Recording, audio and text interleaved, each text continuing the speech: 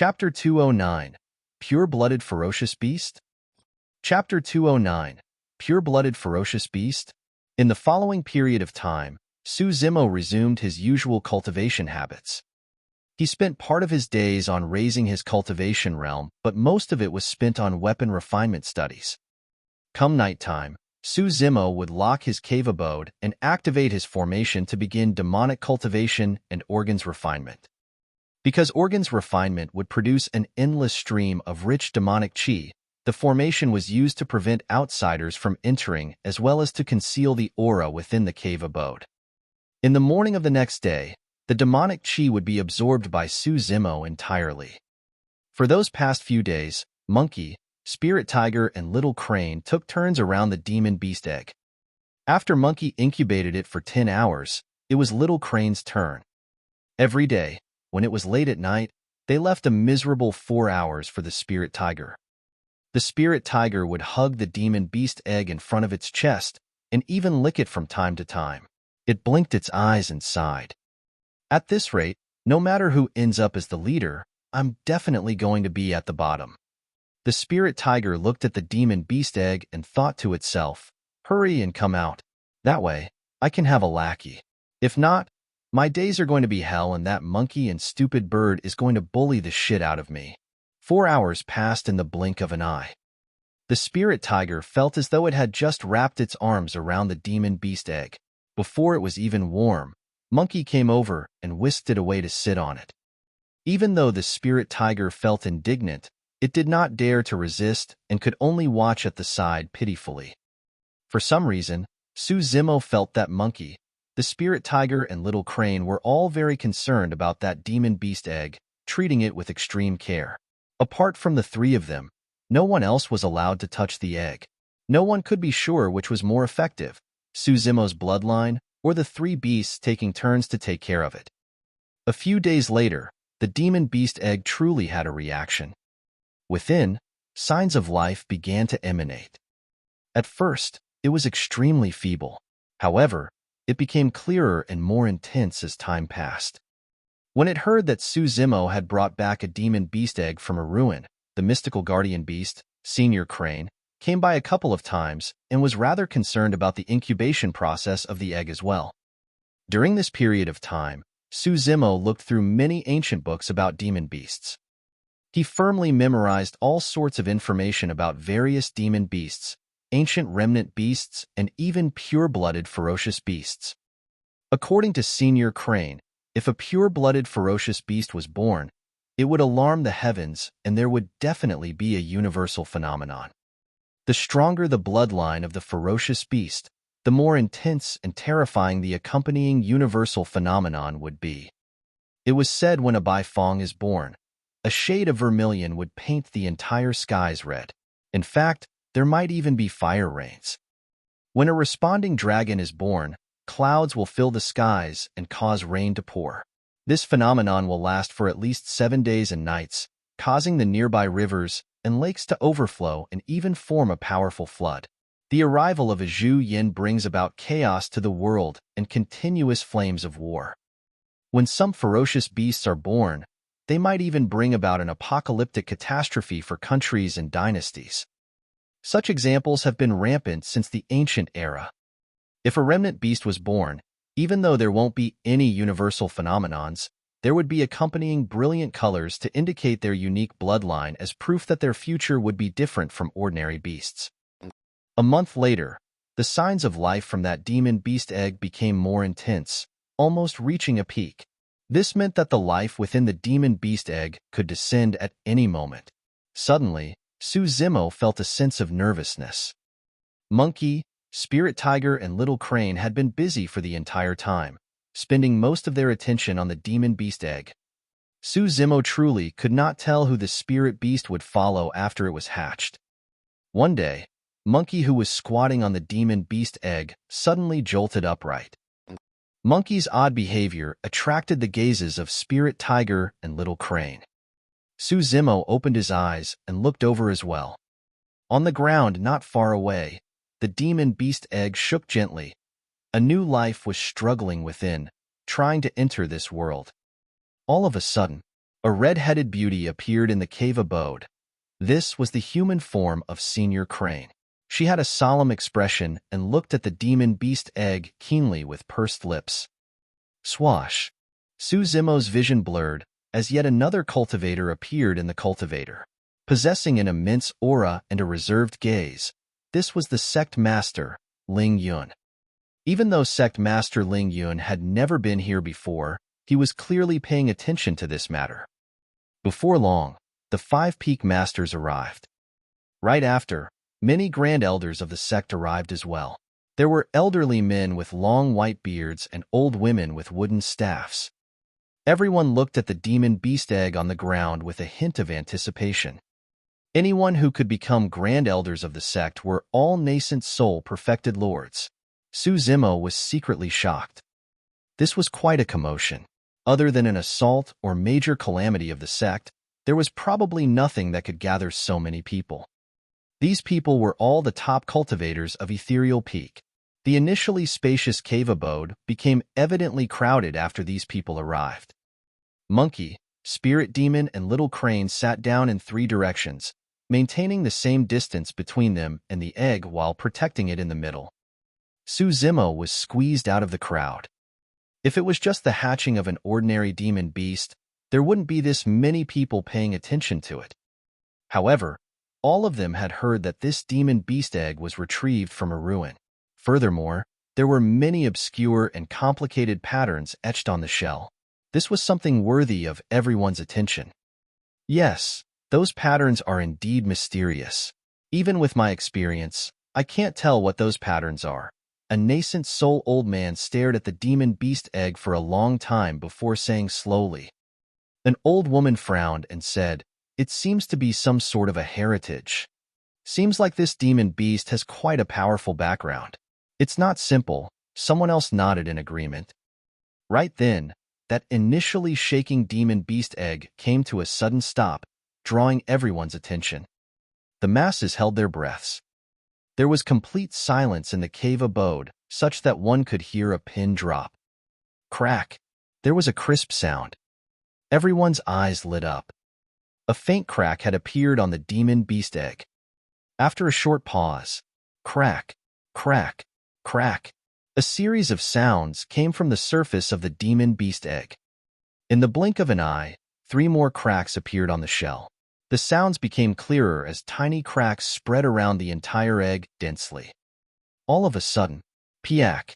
A tiny hole broke at the top of the egg. Peeling away the shell bit by bit, a pitch-black talon was the first to be seen. The eyes of Senior Crane's human form, the red-headed beauty, dimmed slightly in disappointment. Sect Master Ling Yun frowned and sighed lightly. Some of the nascent soul grand elders also sent their spirit consciousness to check outside the cave abode.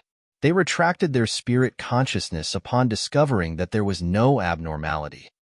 It was very calm outside without any signs of a universal phenomenon happening. This meant that the demon beast before them had nothing to do with a pure-blooded ferocious beast. The many grand elders shook their heads. They had come to see if a pure-blooded ferocious beast could be produced. If it was a pure-blooded ferocious beast, that would be the biggest thing that had happened in the sect for thousands of years. Alas, everyone had arrived excitedly only to be disappointed. Chapter 210. Wild Beast? Black Bear? Chapter 210. Wild Beast? Black Bear? Suzimo had once fantasized that it would be great if a pure-blooded ferocious beast was hatched as well.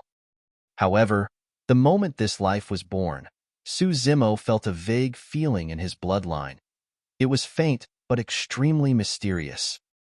He smiled gently. No matter the endowment or bloodline of the demon beast, Suzimo decided that he would keep it by his side and raise it. Monkey, Spirit Tiger, and Little Crane looked at the shattered egg in the middle nervously too. Their eyes were widened with curiosity. In the hearts of Monkey and Little Crane, this little fellow was a shared child. Be it a pure-blooded ferocious beast or ancient remnant beast, even if a sow was born, they were going to take good care of it and not let it suffer in the future. In Spirit Tiger's heart, It hoped that the little fellow would just be an ordinary demon beast. In fact, the weaker it was, the better. That way, its standing would rise, and it need not be bullied all day. At the same time, it could also take in a lackey. If it had a sudden impulse, it could even bully that little fellow to feel good. Caw, caw. The spirit tiger's mouth gaped and drooled with a foolish smile. It was completely immersed in its fantasies of a beautiful future. Piak. Yet another talon stretched out. It was pitch black and tore at both sides. The crack on the shell was turning bigger. At the sight of that, everyone in the cave abode were increasingly disappointed as they shook their heads and sighed. It was fine if there was no universal phenomenon, and it wasn't a pure-blooded ferocious beast. But why aren't there any spectacular colors now that the shell has cracked? What did this prove? It proved that the beast was not an ancient remnant beast as well. All the top cultivators of Ethereal Peak were mobilized here in excitement, only to watch the birth of an ordinary demon beast. The psychological disparity was too great. The sect had already reared many of such ordinary demon beasts. Poof! The shell was torn open by a small gap and a black head popped out. It looked like a dog with its eyes closed tightly and felt extremely weak. Seemingly hungry, the little beast sniffed around with its nose and grabbed the eggshell shards beside it, stuffing them into its mouth. Munch, munch. In a short while, the little beast finished the eggshell that was the size of a fist. Now, the little beast's features were fully exposed to everyone. It was bare and pitch black, looking extremely ordinary. Perhaps because it had just eaten the eggshell, its body was a little swollen. Once again, the cave abode fell into silence. The atmosphere was strange. Everyone looked at the little beast with a weird expression, not knowing whether to laugh or cry. Even though everyone had already determined that this was neither a pure-blooded ferocious beast or ancient remnant beast, this was way too ordinary. An old man shook his head. Even if there is no universal phenomenon or brilliant lights, a normal demon beast would contain demonic chi upon being born since they spent a long time in their mother's body. The thicker the demonic chi, the stronger the demon beast was. But this little beast, sigh? The old man did not continue, but everyone knew what he meant. Ever since it broke out of the shell till now, the little beast did not possess the slightest bit of demonic chi. This meant that it wasn't even a demon beast. It could only be considered as a wild beast. This little beast doesn't have any intelligence. It didn't even know how to open its eyes. It's too weak. An old woman at the side shook her head. Even though her words were harsh, it was the truth. Everyone knew that wild beasts were not psychic and did not have much intellect. Suzimo frowned hard and tried to recall all the ancient books he had read. He drew comparisons between the appearance of the little beast and all the demon beasts, ancient remnant beasts, and pure-blooded ferocious beasts. After a round of comparison, Suzimo discovered that there was no demon beast that matched the little beast before him. In terms of similarity, the little beast resembled a black bear cub the most. In a ruin more than 5,000 years ago, Extreme Fire Tao Lord risked his life to bring back a demon beast egg only for it to hatch a black bear. Suzimo's mouth twitched. If Extreme Fire Tao Lord was still alive and saw this, he would probably die still out of anger. Of course, the little beast was not exactly the same as a black bear. It had a slightly swollen body and its head was like a dog. Its palm had a blood-red cushion in the middle, and it had claws longer than a black bear that could be retracted freely. Kia. The little beast tried its best to open its mouth and let out a sound. It did not sound like a powerful roar from a demonic beast, but rather, it looked like a newborn baby who was learning to speak. Foo-foo. There was friendly laughter all around. Even its cry was so weak. Even though no one could confirm the origin of the little beast, many signs indicated that this was the most ordinary type of wild beast. The spirit tiger was delighted. Everything went smoothly as it had expected. It finally had a lackey it could trample on. The little beast trod out clumsily, trying to walk. It swayed and looked like it could fall at any moment. Kia. Crying out once more, the little beast sniffed through the air. as if searching for something. Its eyes were tightly shut, and it could only recognize its way through scent. Monkey, Spirit Tiger, and Little Crane immediately turned nervous. They had a prior agreement that after the little beast was born, whoever it looked for would be the boss between the few of them. The little beast stood rooted on the spot for a moment before turning around. Slowly, it walked towards the Spirit Tiger in a clumsy manner. The Spirit Tiger got excited immediately and nearly lost control of himself, jumping up and roaring wildly. Happiness came too suddenly. Initially, the Spirit Tiger thought that it was already not bad now that he had a lackey. From the looks of it, he even had a chance of being the boss now. The tables have turned and I've finally made it. It's been a tough journey. The Spirit Tiger looked at the little beast its best to walk over and was moved to tears.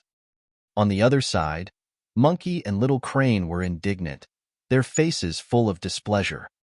In a great mood, the Spirit Tiger pointed at Monkey and shook its head, even shamelessly sticking its tongue out gleefully. Monkey gritted its teeth and clenched its fists so tightly that its knuckles cracked. Its eyes were almost spewing fire.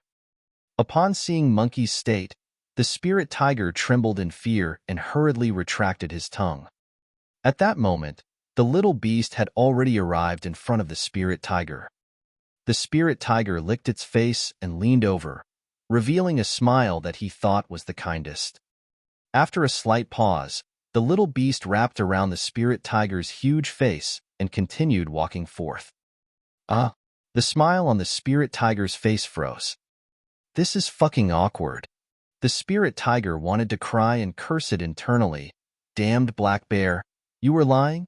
You're going to get me killed.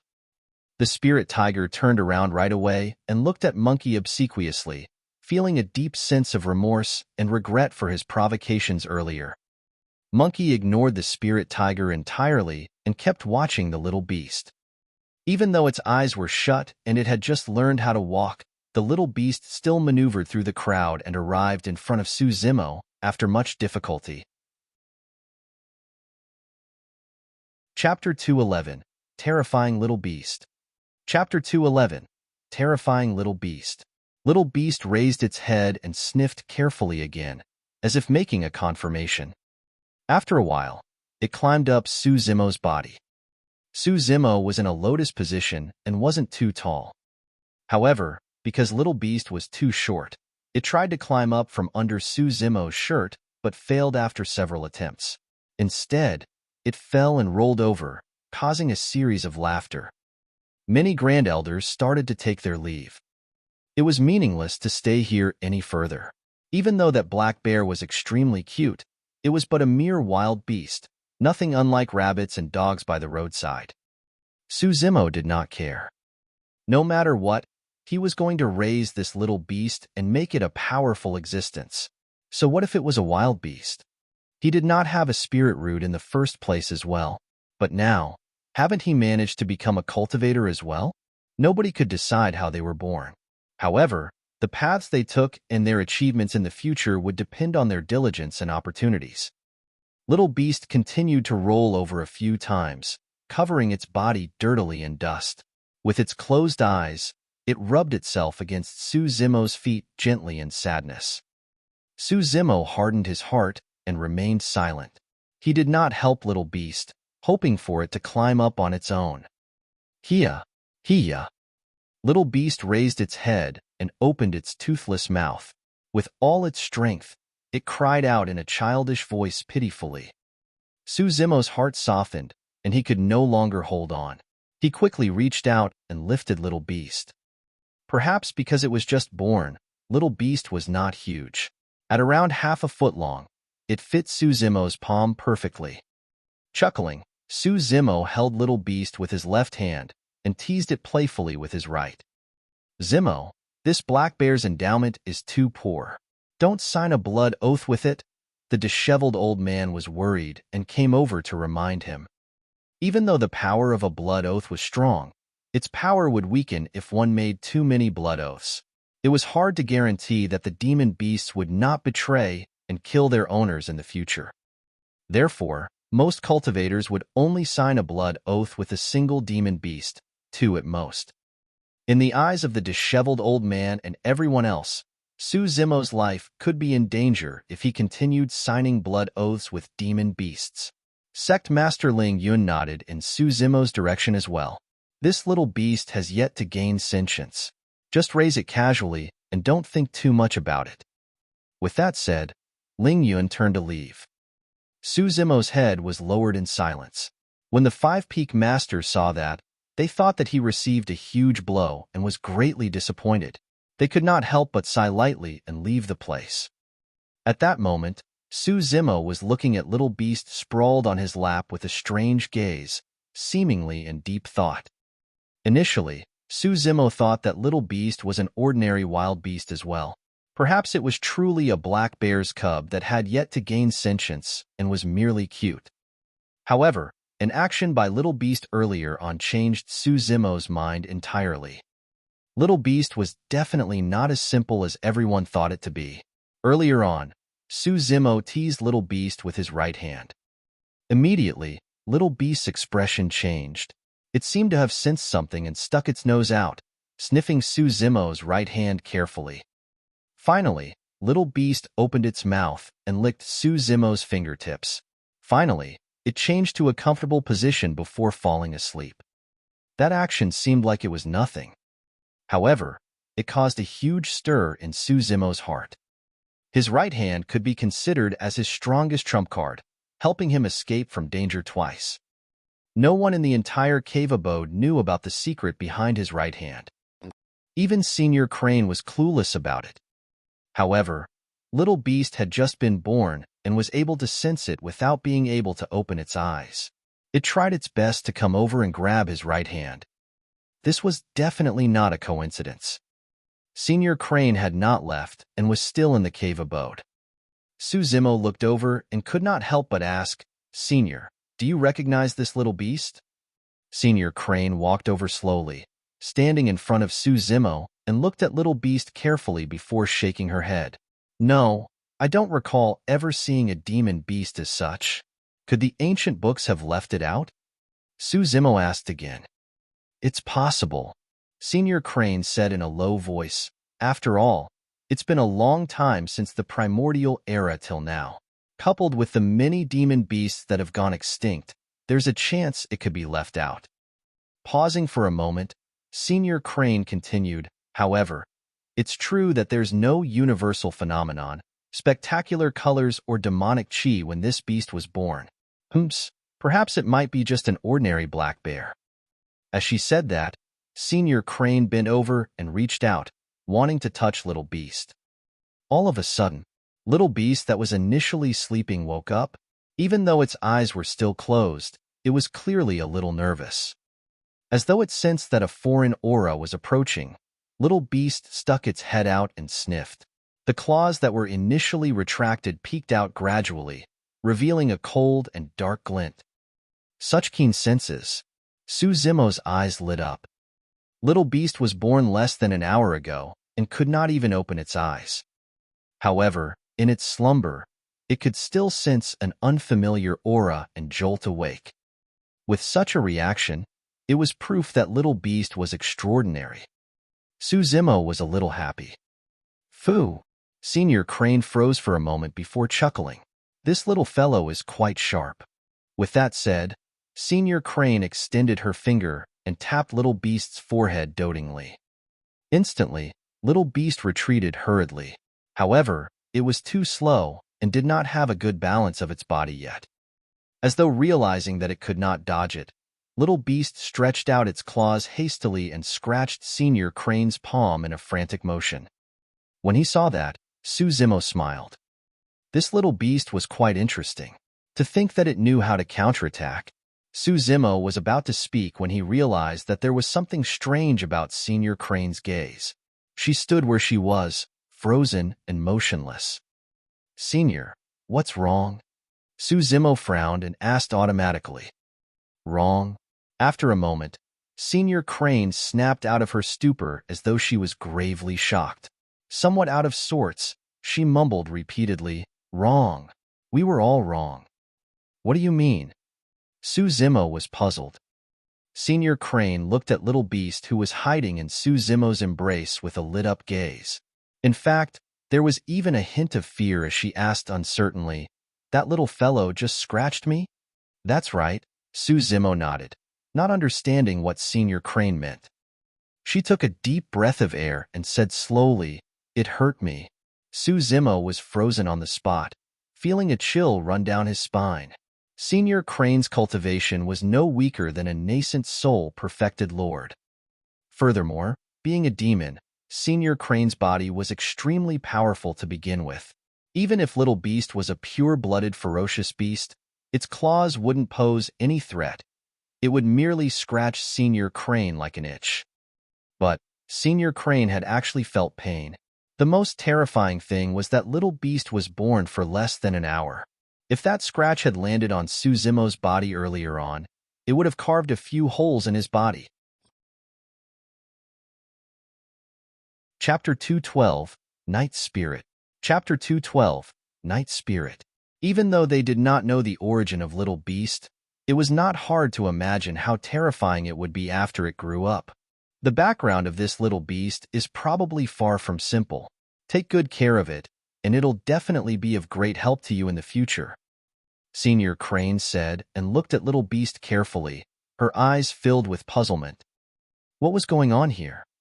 This was a little beast that had no universal phenomenon, spectacular colors, or even demonic chi when it was born. How did it possess such destructive powers? Senior Crane shook her head and left in confusion. Before she left, Senior Crane was still worried and turned around to warn Suzimo. "By the way, watch over it. Don't let it run around in the sect." "Don't worry, Senior." Suzimo nodded. "I'll guard it during this period of time and not let anything happen to it." Now that Suzimo thought about it, Little Beast was basically a newborn that could not even open its eyes. It knew nothing and was at its weakest. If he allowed it to run around the sect, it might end up losing its life. Senior Crane's lips twitched and she rolled her eyes in a human-like manner. "I'm worried that something might happen to other people." Suzimo. After Senior Crane left, Monkey, Spirit Tiger, and Little Crane came over. Earlier on, Spirit Tiger made fun of Monkey and was beaten up by the latter while Little Crane watched on happily. As such, neither of the three paid attention to the conversation between Senior Crane and Suzimo. After returning, Spirit Tiger glared at Little Beast bitterly and thought to himself, "Black Bear, I was really done in by you. I'll remember this and settle it with you after you grow older." Humph. Little Beast was truly way too stumpy that the Spirit Tiger was worried it might be killed with a single smack. In just a day, Little Beast was able to open its eyes. Its eyes were dark and sparkling, exuding intelligence like a pair of dazzling gems. On that day, Monkey, Spirit Tiger, and Little Crane left the sect and obtained the milk of many demon beasts, placing everything in front of Little Beast. Little Beast took a sniff without drinking any. It seemed a little disdainful. Instead, Little Beast chose to continue sucking on the fingers of Suzimo's right hand. Perhaps owing to the eggshell, Little Beast did not get hungry for an entire week. The most common thing Little Beast did was to lie on Suzimo's lap and sleep soundly while chewing on his right hand's fingers. During this period of time, Suzimo had a rough grasp of Little Beast's temperament as well. It was the closest to him and would stick to him every day. Because Little Beast was extremely sensitive to foreign auras, it would be on guard or even retaliate if any stranger got close to it. Other than Suzimo, it was also relatively close to Monkey, Spirit Tiger, and Little Crane. From that point of view, the three of them did not waste their month for nothing. At times, the four of them would even play around in the cave abode happily. Upon seeing that, Suzimo would always feel a sense of warmth and smile. After a week, Little Beast's teeth grew out. Even though they were small, they were extremely sharp and not weaker than its claws. However, what puzzled Monkey, Spirit Tiger, and Little Crane was that no matter the type of spirit beast they hunted, Little Beast would only go up and sniff instead of eating it. Even if it was hungry, it would choose to suck on Suzimo's fingers rather than eat those actual food. That's strange. Suzimo was perplexed as well. Could Little Beast be vegetarian? On second thought, Suzimo felt that it was not right. The claws and teeth of Little Beast did not seem as though they were meant for it to be vegetarian. These few days, Suzimo did not cultivate much.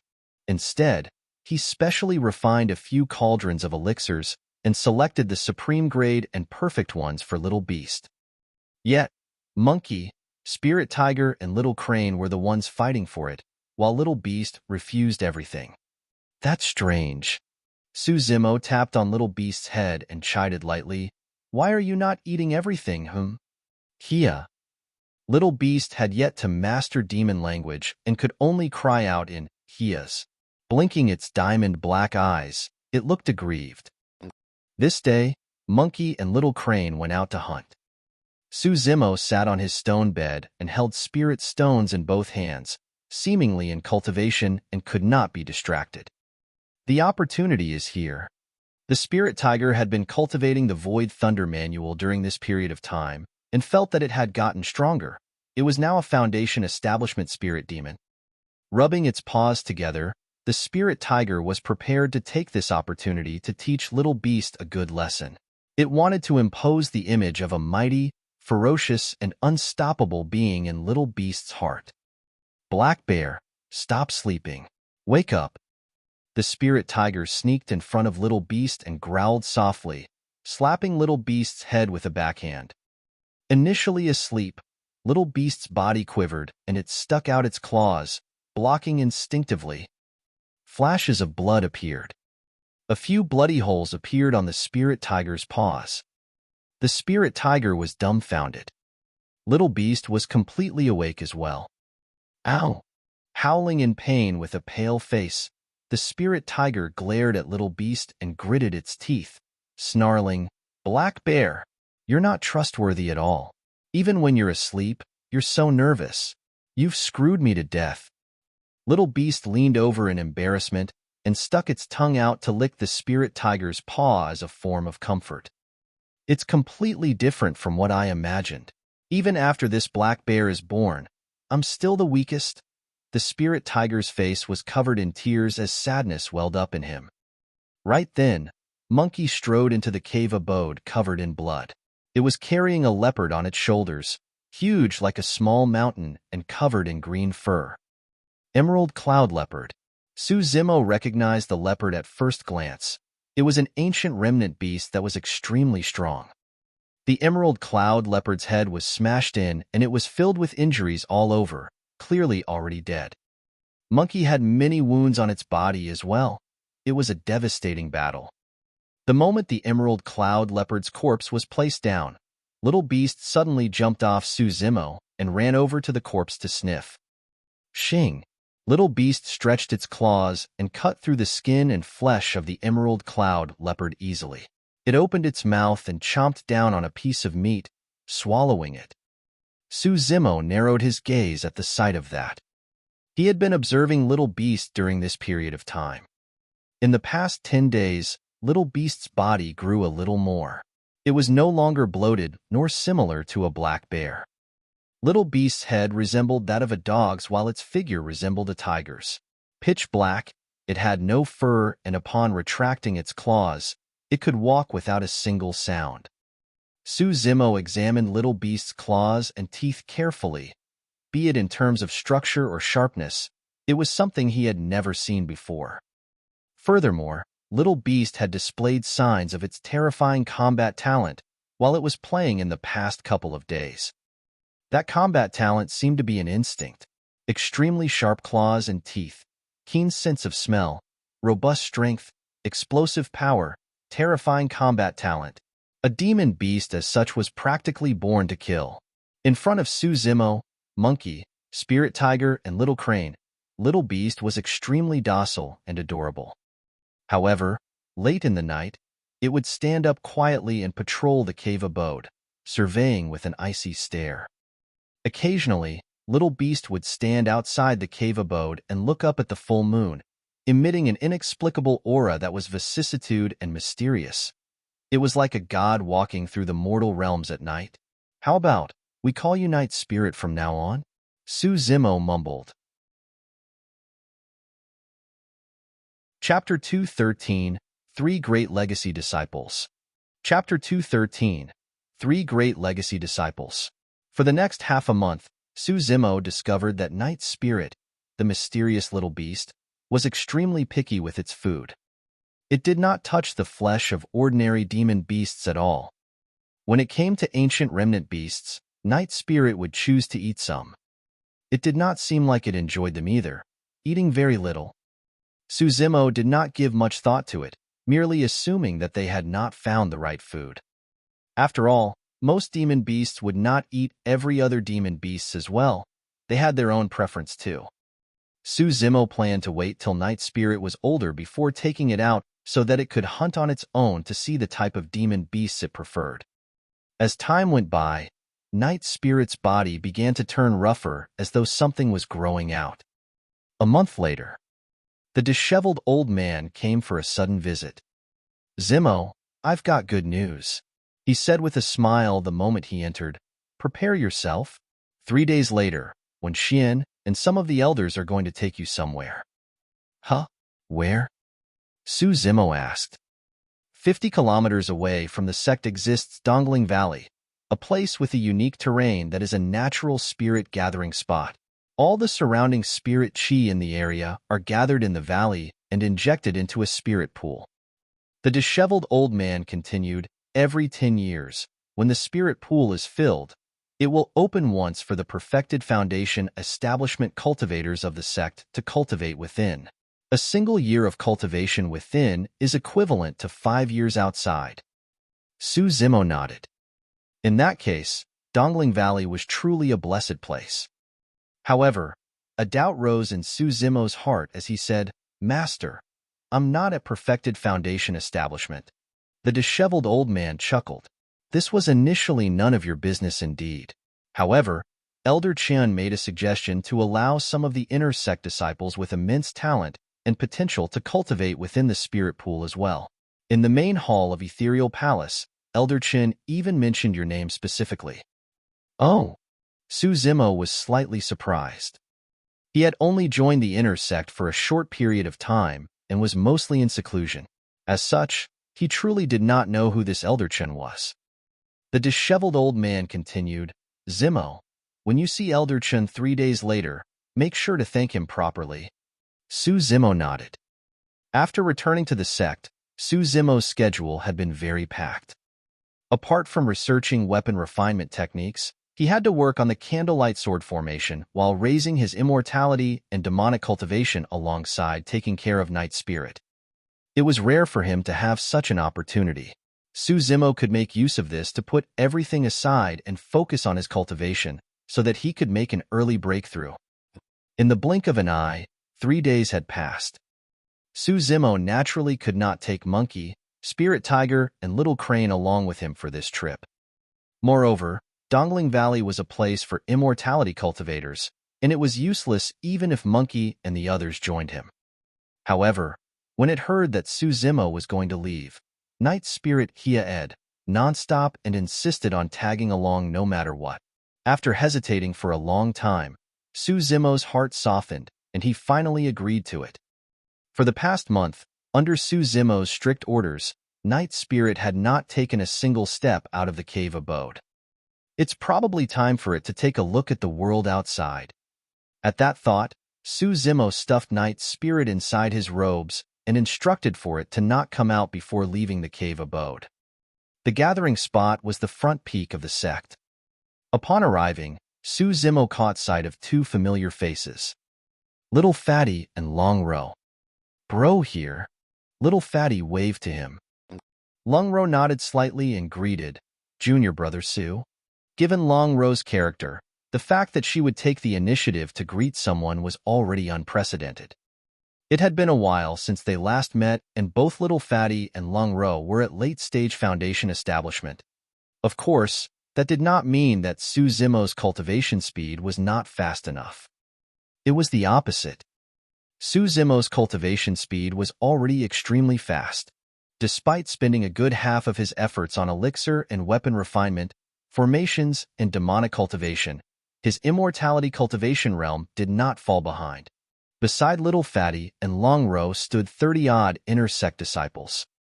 Suzimo swept his gaze across. These inner sect disciples were all at late-stage foundation establishment. Suzimo raised his brows but did not say anything. As time passed by, more cultivators arrived gradually. Surveying from the beginning, be it the cultivators that arrived first or later on, Suzimo realized that he was the only mid-stage foundation establishment cultivator. Suzimo sensed an unusual aura and felt that something was amiss. If this Dongling Valley trip was based on one's cultivation, late-stage foundation establishment disciples should be ranked before him who was at mid-stage foundation establishment. If it was in terms of potential and endowment, why was it that other than him, the rest were all at late-stage and perfected foundation establishment? The arrangement was filled with conflict no matter how he looked at it. Look, those are the 3 great legacy disciples of our sect. Little Fatty gave a low cry and pointed at 3 people who were flying over not far away. The gray-robed cultivator on the left is Ji Qingtian, and it's said that he's a 4 Meridian Foundation establishment. Typically, perfected foundation establishment cultivators would be referred to by the number of meridians they have unlocked. The blue-robed cultivator on the right is Luo Yi, and he's also a 4 Meridian Foundation establishment. In the middle is the leader of the 3 great legacy disciples, Qin Yu. He's at 5 Meridian Foundation establishment and is also the true number 1 of the inner sect. I even heard from Master that Qin Yu has a chance of unlocking the 6th Meridian before the sect competition. Normally, one would have an extremely high chance of forming a core if they had 4 Meridians unlocked. In the sect competition, 4 Meridian Foundation establishment cultivators had a chance of ranking in the top 10 while 5 Meridian Foundation establishment cultivators were a shoo-in for the top 10. As for 6 Meridian Foundation establishment cultivators, it was considered to be very good if 1 or 2 of them appeared in the once every 10 years sect competition. From that viewpoint, one could understand the preciousness of one of Ethereal Peak's 3 secret skills, Ethereal Foundation Establishment Manual. Cultivating Ethereal Foundation Establishment would ensure at least 4 unlocked meridians. Thereafter, it would depend on the cultivator's own endowment, talent, perceptiveness, and fate. Through thousands of years, there had indeed been disciples of the sect who had unlocked 6 meridians. In Tianhuang mainland, even if those at 6 Meridian Foundation Establishment continued cultivating till they were 100 years old, they might not be able to unlock the 7th Meridian. If they wanted to progress, they had to enter the ancient battlefield. That was the only place where they could obtain heavenly-defying opportunities and lock their 7th, even 8th meridians.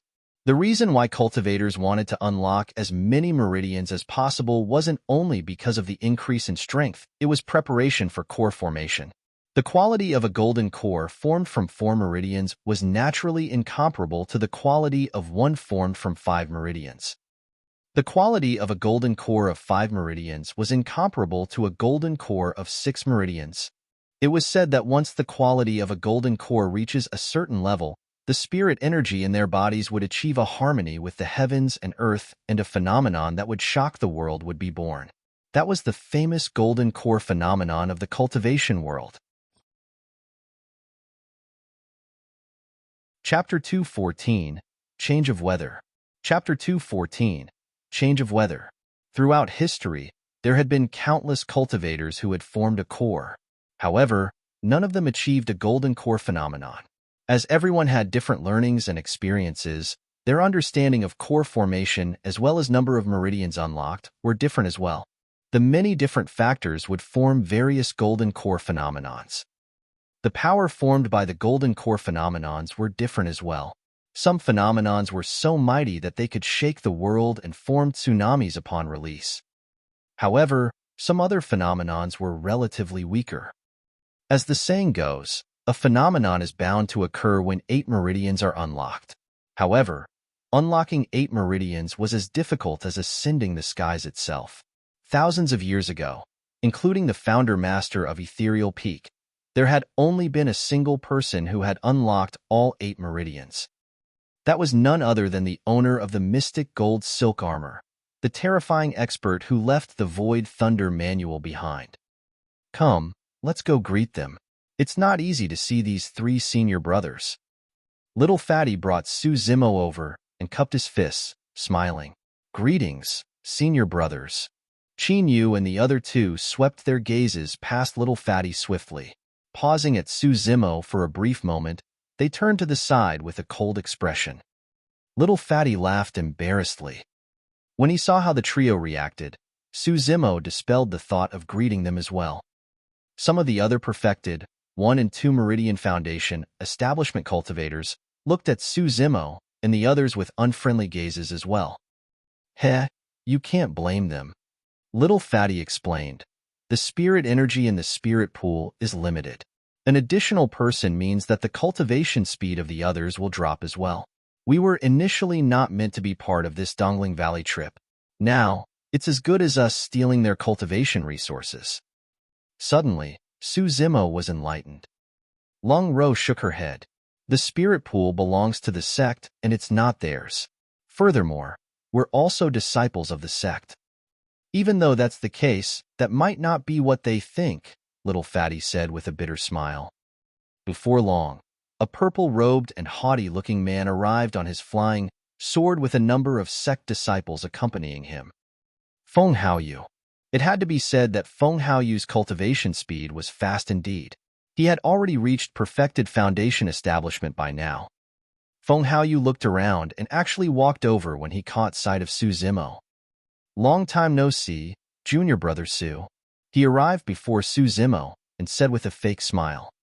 This was the first time they were meeting after his defeat to Su Zimo at Spirit Peaks Arena. Su Zimo looked at Feng Haoyu with a calm silence. There was something odd about this. Feng Haoyu had stopped him twice in private previously. Both times, Su Zimo was alerted by his spirit perception towards Feng Haoyu's killing intents. Yet, Feng Haoyu was now greeting him as though nothing was wrong. Given this person's vengeful nature, would he lower his status and do such a thing? There must be something going on when things occur out of the ordinary. Feng Haoyu smiled and asked, "What's wrong, junior brother Su? You're not even interested in talking to me?" This time, Feng Haoyu was truly smiling as though something was making him extremely happy. Was it because he was entering Dongling Valley to cultivate? Probably not. Right then, 3 figures appeared at the same time from not far away. The person in the middle was Wenxian, Spirit Peak's master. He was wearing white robes and traveled through the skies elegantly. The other 2 were golden cores as well, elders of the sect. Wenxian swept his gaze across the disciples below and nodded his head before waving his sleeves. A spirit vessel appeared and expanded with the wind in the blink of an eye. It had enough space to accommodate hundreds of people. Come on up. Wenxian and the 2 elders boarded the spirit vessel first and stood at the bow. The many disciples flew to the spirit vessel on their flying swords with excited expressions. Cultivators that could board this spirit vessel were all disciples recognized by the sect. That fact was enough to make others envious. Turning into a beam of light, the spirit vessel tore through the skies at an extremely fast speed. Su Zimo, Little Fatty, and Long Ro stood together, and they could feel the wind howl in their ears while the scenery reversed quickly. Sweeping his gaze across the 2 sect elders, Su Zimo asked softly, "Which of them is Elder Chun?" Little Fatty pointed at the one on the right. "The one in black robes is Elder Chun, and the one on the left is Elder Yu." "What's up, bro?" "It's nothing," Su Zimo replied. "I merely heard that it's thanks to Elder Chin's suggestion that we're able to take part in this spirit pool cultivation trip." "Yes, I heard about that too." Little Fatty chuckled. "Elder Chin sure is a nice person." Su Zimo smiled and did not reply. After a while, he felt increasingly uneasy. There was a nagging feeling that something was wrong, but he could not point it out. Passing through the crowd, Su Zimo arrived at the bow of the ship and bowed with cupped fists. "Greetings, Peak Master Wenxian and elders. I am Su Zimo." Wenxian lowered his glance slightly and nodded. The 2 elders turned back with a questioning look as well. "Seniors, I am somewhat worried." "What?"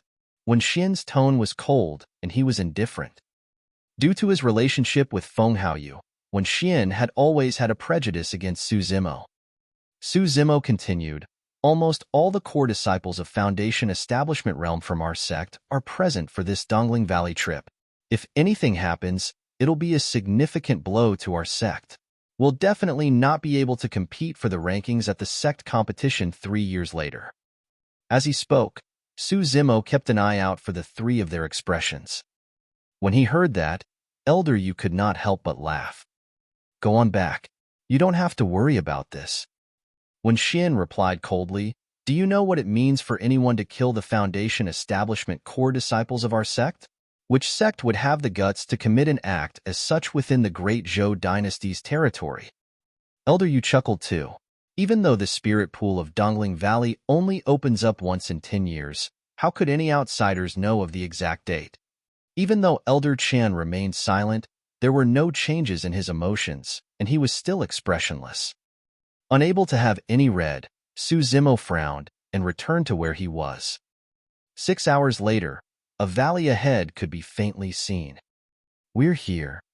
Arriving above the valley, the spirit vessel descended slowly and many cultivators leaped down. There were 2 golden cores watching over Dongling Valley. Coupled with Wen Xian and the 2 elders, there were now 5 golden cores from Ethereal Peak guarding this place. In the middle of Dongling Valley was a spirit pool where the water surface shimmered brightly and emitted a rich spirit qi. Even though they were hundreds of meters away, Su Zimo and the rest could clearly feel it. This is truly a blessed place. Little Fatty let out an intoxicated expression as he took a deep breath and praised. Fu. Feng Haoyu laughed and said meaningfully, everyone, do enjoy yourselves well. Right then, dark clouds appeared outside of Dongling Valley, moving over at an extremely fast speed. Within the dark clouds were even red specks of light that sparkled sinisterly. The weather had changed. Chapter 215, Trap. Chapter 215, Trap. Oh! When Xian's expression changed as he looked to the direction of the incoming black clouds with a narrowed gaze. When Su Zimo saw the black clouds, he frowned and felt a sense of déjà vu. The black clouds were moving at an extremely fast speed and shimmered with sinister red lights. They did not seem like clouds, but rather spirit mine, blood-eyed crows. The so-called black clouds were actually countless crows surging over. Those red lights were the eyes of the crows. Su Zimo recalled the battle outside of Linfeng City and said in a deep voice, everyone, be careful. They are the people from the spirit mine outside Linfeng City. They are from the fiend sects? Are they here for revenge?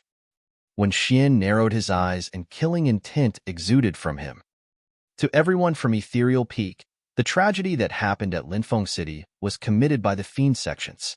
However, Su Zimo knew from Demonist Ji that even the fiend sects did not have such vicious methods and cultivation techniques.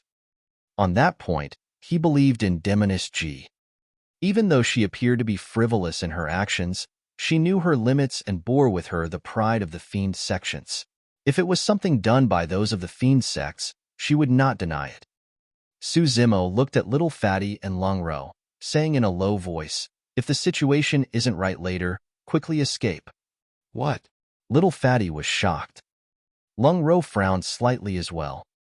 Both of them had yet to realize the danger. To them, the sect had 5 golden cores here along with a group of top Foundation Establishment cultivators. Such powerful strength was more than enough to wipe out some minor sects, so why would they need to fear the incoming aggressors? Su Zimo did not say anything, merely looking at Feng Haoyu and Elder Chen before drawing a flying sword from his storage bag. That was the supreme-grade flying sword created for him by Extreme Fire Dao Lord. During this period of time, Su Zimo spent most of his efforts researching weapon tempering techniques, understanding the candlelight sword formation, and raising his cultivation. He did not have the time to refine any weapons. This flying sword was the only graded spirit weapon in his storage bag. Before long, the clouds arrived above Dongling Valley. Countless blood-eyed crows spiraled above, covering the skies and emitting thick, demonic qi. Their cultivations were not weaker than the Foundation establishment cultivators. The sky darkened immediately. Many of the ethereal peak disciples in the valley looked terrible as fear flashed across their eyes. After all, a scene as such was way too shocking that it left one shuddering in fear. The eyes of the crows emitted a blood-red glow as they hissed constantly, glaring at the cultivators below as though they could dive down and rip everyone apart at any moment. Little Fatty's face turned pale as he gulped and said with a grim expression, "There's more of these darned creatures compared to back then." At the entrance of Dongling Valley, a gigantic spirit vessel sped over and hundreds of cultivators leaped down from it. Among them, there were more than 10 golden cores. The rest were all Foundation establishment cultivators of varying levels. However, their numbers were several times more than the ethereal peak disciples. Coupled with the sea of blood-eyed crows above them, be it in terms of golden cores or Foundation establishment cultivators, Ethereal Peak was definitely disadvantaged. This was a trap. There was no way out of this situation. Of the hundreds of cultivators from the spirit vessel, their leader was a perfected Foundation establishment cultivator. He wore a set of red robes with a crow etched on his sleeve. Bearing a pale complexion, he twitched his lips and smiled evilly. The 10 golden cores surrounded him, protecting him in the middle. "Who are you?" When Xian glared at the blood-robed cultivator as he held a talisman in his left hand, a flying sword hovered in front of him and his tone was cold. "Fu-fu," the blood-robed cultivator chuckled and said leisurely, "Fellow Taoists, there's no need to be nervous. I did not come with any ill intentions. If you guys are willing to cooperate, I'm even going to present a great opportunity for all of you." With a slight pause, he changed the topic with an icy tone. "But if you don't know what's good for you, don't blame me for starting a massacre." When Xian's fingers moved as he conjured his spirit, causing spirit energy to swirl around his fingertips, he was ready to strike. Elder Yu stood up with a grim expression and shook his head, saying deeply, "Don't be rash. If we end up fighting, our disciples are going to die easily at this place. Let's check on his background first." Raising his voice, Elder Yu asked, "Fellow Taoist, how may I address you?" "Regarding that, I'm quite a casual person." The blood-robed cultivator smiled faintly. "You may address me as young master or master. It's up to you. I won't force you." Elder Yu's expression turned terrible. Be it young master or master, it implied that he had to submit to this blood-robed cultivator. Elder Yu was a golden core after all, and there was no way he would accede to such a ridiculous request. "Junior, this place is less than 50 kilometers from Ethereal Sect. If I were to send a message using my spirit crane, it won't be long before our sect sends reinforcements. Don't get cocky now," Elder Yu said with a deep voice. "Ha ha ha ha." The blood-robed cultivator burst out into laughter. "Old dog, I tried to give you face, but you're trying to throw it away? First, with my blood crow army, your spirit crane is never going to be sent out. Second, even if you manage to send out a spirit crane, you guys are not going to last long enough." When Xian harumphed coldly, "Elder Yu, there's no need to waste your breath on him. Since they're from a fiend sect, all of them shall be punished." "We're not from the fiend sections." The blood-robed cultivator laughed coldly. "I'll give you one last chance. Submit to me, and I'll spare your lives. Otherwise, all of you shall be killed without mercy. No one will be spared." "Oh, right. There's someone named Suzimo among you guys. Whether or not you submit to me, I'll suppress you personally and torture you to death bit by bit." The blood-robed cultivator let out a series of sinister laughter. "Submit?" When Xian smiled as well. "Ask for permission from the sword in my hand first." Right then, the blood-robed cultivator raised his head suddenly and said calmly, "What are you waiting for?" Before he could finish his sentence, Suzimo was alarmed and yelled, "Everyone, disperse! There's spies in the sect."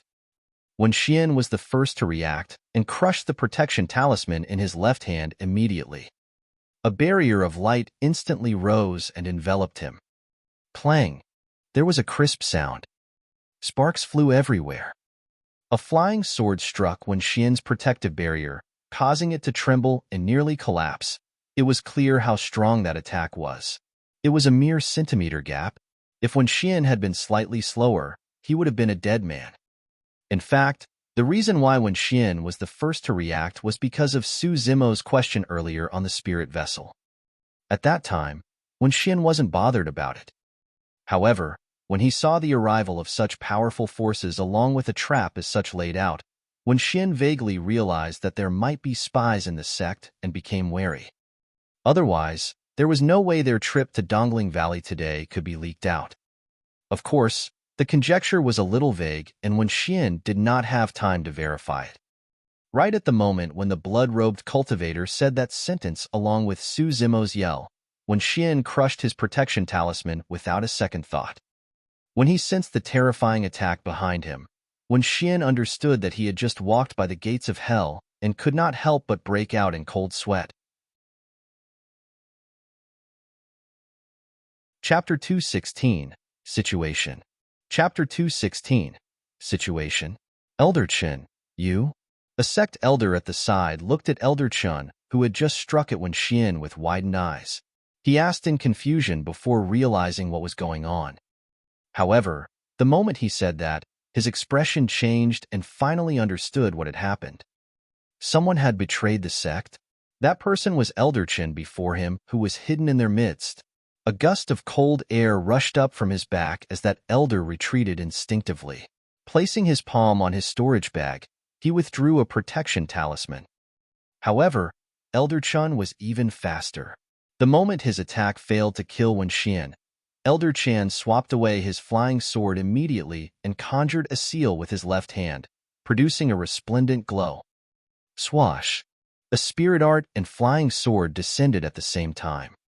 The sect elder's reaction was slightly slower, and his throat was sliced by the sword before he could crush the protection talisman.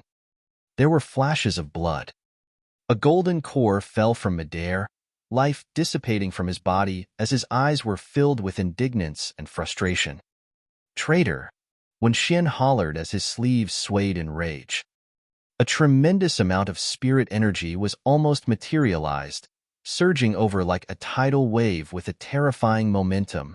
Within that gigantic wave, there was even a sharp light that was hard to detect hidden within. Hee. Elder Chen let out a strange laugh. With that successful strike, he turned to escape without hesitation and crushed a protection talisman immediately. At the same time, Elder Chen conjured spirit with his hands, causing the spirit energy of a late-stage golden core to condense together instantly.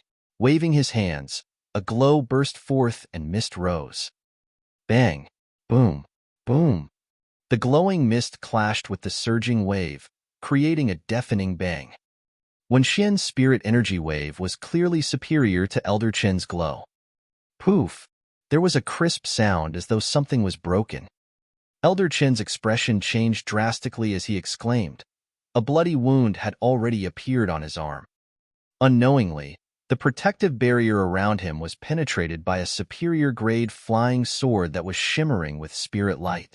That superior-grade flying sword was hidden in that spirit energy wave. Mysterious and formless, no one noticed when it appeared. Clang! Opposite, a black-robed, middle-aged man harumphed coldly.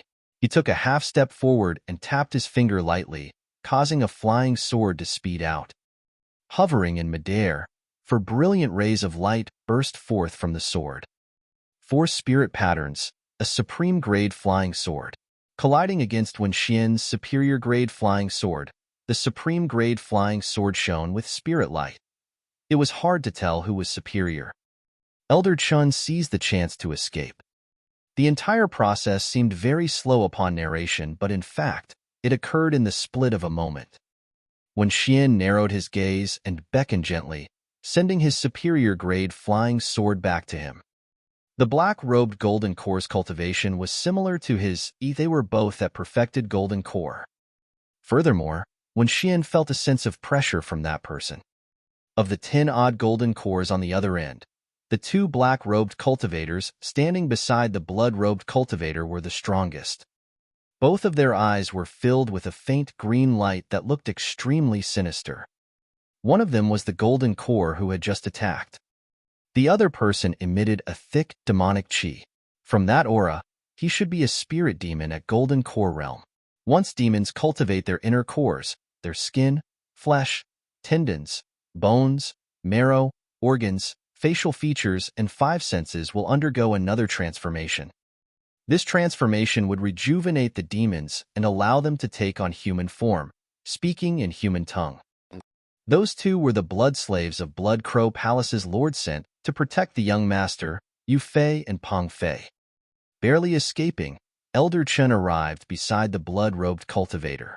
He looked at Wen Xian with a malicious, cold gaze and snarled, as expected of Spirit Peak's master. You're already at level 3 of Ethereal Sword. Impressive, impressive. Ethereal Sword was one of Ethereal Peak's 3 major secret skills, and there were 3 levels to it. Level 1, Shadows. As the flying sword sped forth, it would leave a series of afterimages in the air. Impossible to distinguish between reality and illusion, it was effective in confusing the enemy. Back when Feng Haoyu fought with Su Zimo, he had mastered Level 1, Shadows. Level 2, Void. Due to the extreme speed of the flying sword, it would be almost merged into the void, turning almost imperceptible, and one would be hard-pressed to notice it with their naked eyes. Level 3, Ethereal.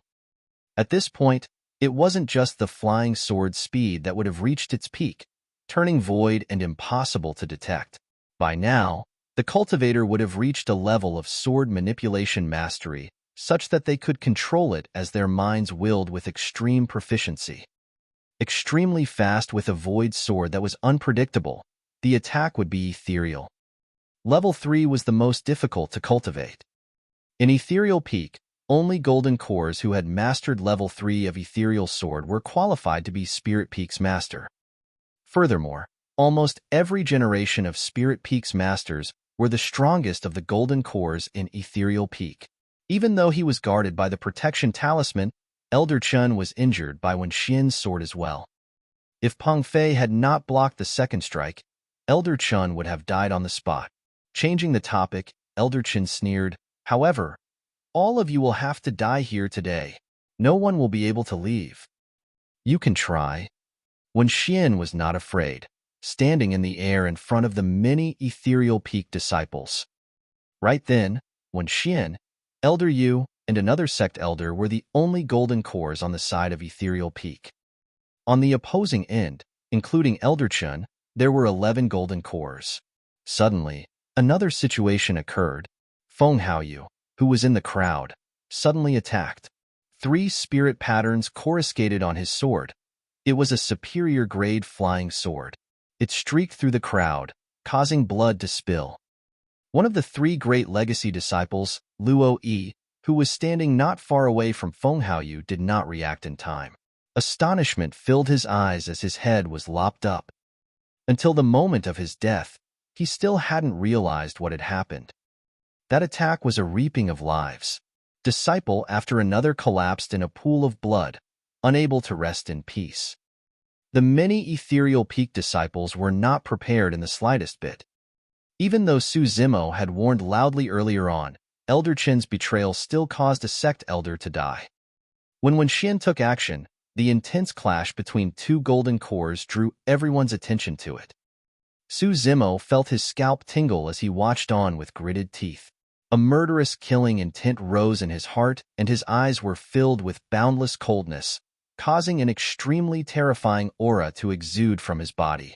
In reality, Su Zimo had already vaguely guessed that Elder Chen and Feng Haoyu were the spies. However, that was just his speculation.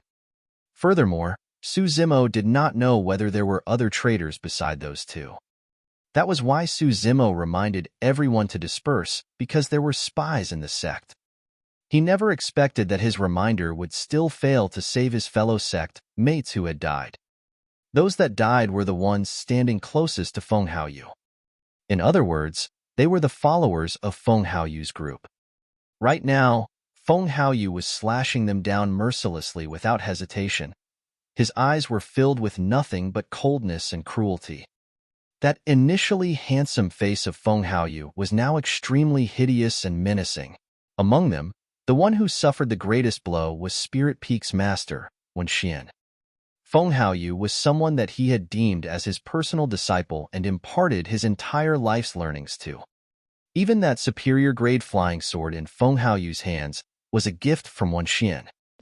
Most Foundation establishment cultivators would only have nothing more than a middle-grade flying sword. Even as Spirit Peak's master, Wen Xian was only using a superior-grade flying sword as well. The fact that he gave Feng Haoyu a superior-grade flying sword was proof of how highly he regarded and loved the latter. And yet... Chapter 217, Clash of Phenomenons. Chapter 217, Clash of Phenomenons. Haoyu, I haven't treated you badly, and our sect hasn't let you down either. Why? Give me a reason as to why you betrayed the sect. When Xian turned around, quivering as his gaze flashed with rage, shock, confusion, and deep disappointment. Elder Qin's betrayal did not crush Wen Xian. However, Feng Haoyu's betrayal was an immense blow to Wen Xian mentally. Back when Feng Haoyu was only at Qi Condensation Realm, Wen Xian requested for the sect master to impart Ethereal Sword to Feng Haoyu in advance. Within the inner sect, other than the three great legacy disciples, Feng Haoyu was the only Foundation establishment cultivator who had learned all three major secret skills. Betray? Feng Haoyu scoffed coldly. I'm not from Ethereal Peak to begin with. The reason why I joined Ethereal Peak was just to learn the three major secret skills. In other words, I've never ever thought of you as my master. Sinful disciple. When Xian hollered coldly, I'll kill you today. We'll talk about that if you can survive today, old dog, Feng Haoyu sneered. All of a sudden, the two elders beside Wen Xian exclaimed, Watch out! Elder Yu and the other sect elder attacked simultaneously to intercept two incoming flying swords. Swoosh! Swoosh! Right then, Peng Fei, the golden core beside the blood-robed cultivator, suddenly strode forth. His expression was ice-cold, and the spirit energy around him started to surge. A sinister black gust of wild wind appeared around Peng Fei, howling by as sand covered the skies. When he saw that, Elder Yu's expression changed starkly. The other sect elder's pupils constricted violently, and his movements slowed down. His flying sword was swept into the black wind, and the sound of countless fine sand striking the sword could be heard. Cling, clang, crack. In almost the blink of an eye, the flying sword shattered and its spirit light dimmed, plummeting from the skies. That superior-grade flying sword could not last more than a breath within that black wind. When he saw that, Su Zimo was shocked. Elder Yu's expression turned terrible as he said slowly, Golden Core Phenomenon. Bone-corroding black wind. So, that's a Golden Core Phenomenon. Su Zimo was secretly speechless. Even though he had heard about how terrifying Golden Core Phenomenons were, this was the first time he had seen one. Of Golden Cores, only very few could cultivate a Golden Core Phenomenon. Those that possessed the Golden Core Phenomenons could crush any Golden Cores with no Phenomenons, be it at the Qi Condensation, Foundation Establishment, or Golden Core realms. The energy source was Spirit Qi and energy. The methods they used for cultivation and killing were all spirit arts. A Golden Core Phenomenon was the epitome of all spirit arts. It reigned supreme across all spirit arts. Therefore, those who had the Golden Core Phenomenons beneath nascent soul realm were all the strongest Golden Core perfected beings. Go to hell. Peng Fei's voice was ice-cold as he waved his sleeves, causing a huge vortex to form within the black wind. It was like an ancient beast opening its mouth, threatening to devour the Ethereal Peak sect elder within. When Xian wanted to save him, but it was too late. Snap! The protection talisman on the sect elder shattered instantaneously. Ah! A blood-curdling scream could be heard. Against the black wind, the sect elder's body began to dissipate. Within a few seconds, there was only a pitch-black skeleton with no signs of life left. Ah! It was yet another shriek. A golden core of Blood Crow Palace was suddenly struck by a shower of rain, causing countless bloodied holes to appear all over his body. Riddled with holes, that person's gaze was dim as he fell from the skies. It was clear he wouldn't be able to survive. Pitter-patter, pitter-patter.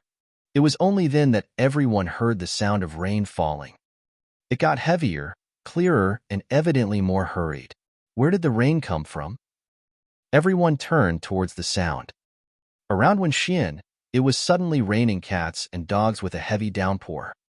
The raindrops were as long as swords, exuding an extremely intense sharpness. Golden core phenomenon, ethereal sword rain. Against Wenxian's golden core phenomenon, the golden cores of Blood Crow Palace were defenseless and perished on the spot as well.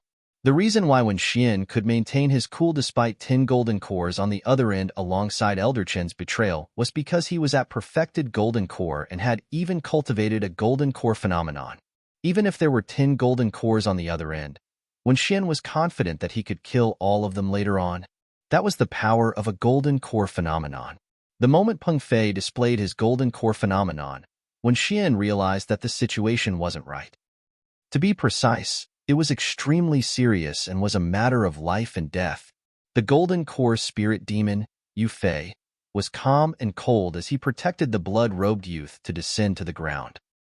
Scoffing coldly, the blood-robed youth waved his hand. Split up the battlefield, Peng Fei. Kill the 2 remaining golden cores in the air as soon as possible and leave the rest of the Foundation establishment cultivators to us. Understood.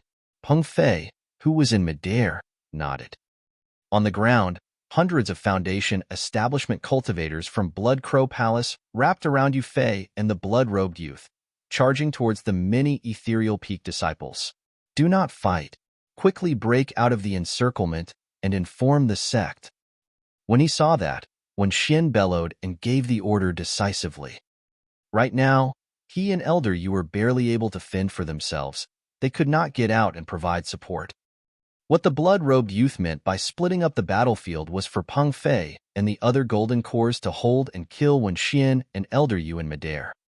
The other Foundation establishment cultivators would then massacre everyone else on the ground.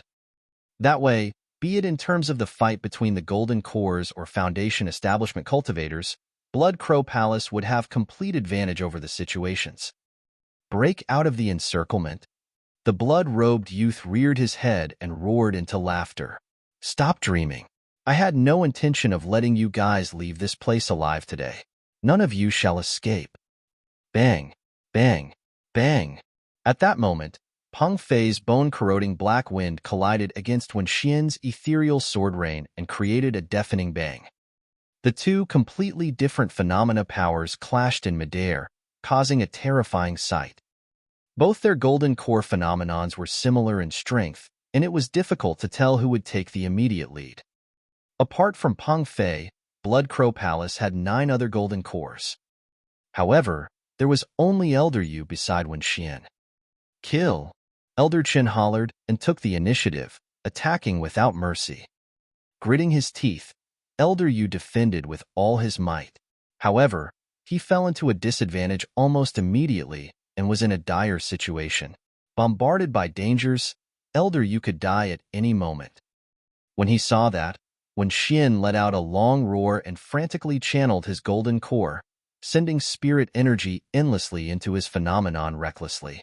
Splash! Waving his sleeves, Wenxian's endless sword rain enveloped Elder Chen as well. You must be courting death. Peng Fei harumphed coldly and the black wind gusted, almost forming a hurricane that connected to the heavens as it sucked in the falling sword rain. Poof, poof, poof. The 2 different phenomena powers clashed once more, interlacing with one another and becoming more intense. Wenxian's face was pale and his body swayed. At that moment, it was akin to him facing off against 10 golden cores alone. Moreover, one of those golden cores had a golden core phenomenon. He could not hold on for long. Chapter 218. Escape. Chapter 218. Escape. On the ground, countless Foundation establishment cultivators of Blood Crow Palace swarmed over. When Xian and Elder Yu were occupied in the air and could not extricate themselves. Given the situation, there was only a clear option for the ethereal peak disciples: escape. Furthermore, they did not have much time left. Once when Xian and Elder Yu could not hold on any longer, their opponents would no longer be just the hundreds of Foundation establishment cultivators on the ground. The golden cores would come after them as well. Hurry, let's go. The leader of the legacy disciples, Qin Yu, roared and turned to escape, not daring to linger. The other legacy disciple, Ji Qingtian, followed closely behind. Many ethereal sword disciples flew on their swords as they scattered and fled towards the outsides of Dongling Valley. Bro, senior sister Long, let's flee. Little Fatty shouted, nervous and sweating profusely. Lung Ro nodded. Both of them looked towards Su Zimo instinctively. Right then, Su Zimo's gaze was narrowed as he let out a chilling killing intent. Wielding the supreme-grade flying sword in his palm, it trembled continuously. Naturally, Su Zimo knew that the smartest thing to do right now was to escape from this place. However, he was indignant. You guys go ahead first. I'm going to kill him. Su Zimo waved his sleeves, and the supreme-grade flying sword in his palm shone with 4 dazzling beams of light. With a swoosh, it tore through the air and pierced towards Feng Haoyu. Bang! At the same time, Su Zimo took a step forward with his left foot and landed heavily on the ground. Exerting strength in both legs, he was like a divine steed, dashing madly, leaving a series of afterimages in his wake. Oh! Feng Haoyu sensed an extremely sharp aura akin to a beam stabbing on his back. The air was ripped apart, letting out strange, hissing noises. Furrowing his brows, Feng Haoyu turned his flying sword and channeled ethereal sword without thinking twice. Swoosh! His sword quivered and entered the voids. Because it was so fast, the superior-grade flying sword was almost melded into the void and became translucent, almost impossible to detect. In terms of sword-wielding technique, Feng Haoyu was indeed far superior compared to Su Zimo. Clang! Feng Haoyu's flying sword arrived first and managed to block Su Zimo's sword, causing sparks to fly everywhere. Supreme-grade flying sword. Noticing the 4 spirit patterns on Su Zimo's flying sword, Feng Haoyu's gaze turned fervent with a trace of greed. Feng Haoyu, hand your life over. Su Zimo's voice boomed out like thunder, and his aura was torrential. Bearing a deadly killing intent, he possessed an indomitable force that came crashing down. Feng Haoyu's expression changed starkly. Su Zimo, how dare you? Feng Haoyu had not expected that instead of escaping, Su Zimo would choose to charge at the hundreds of Foundation establishment cultivators.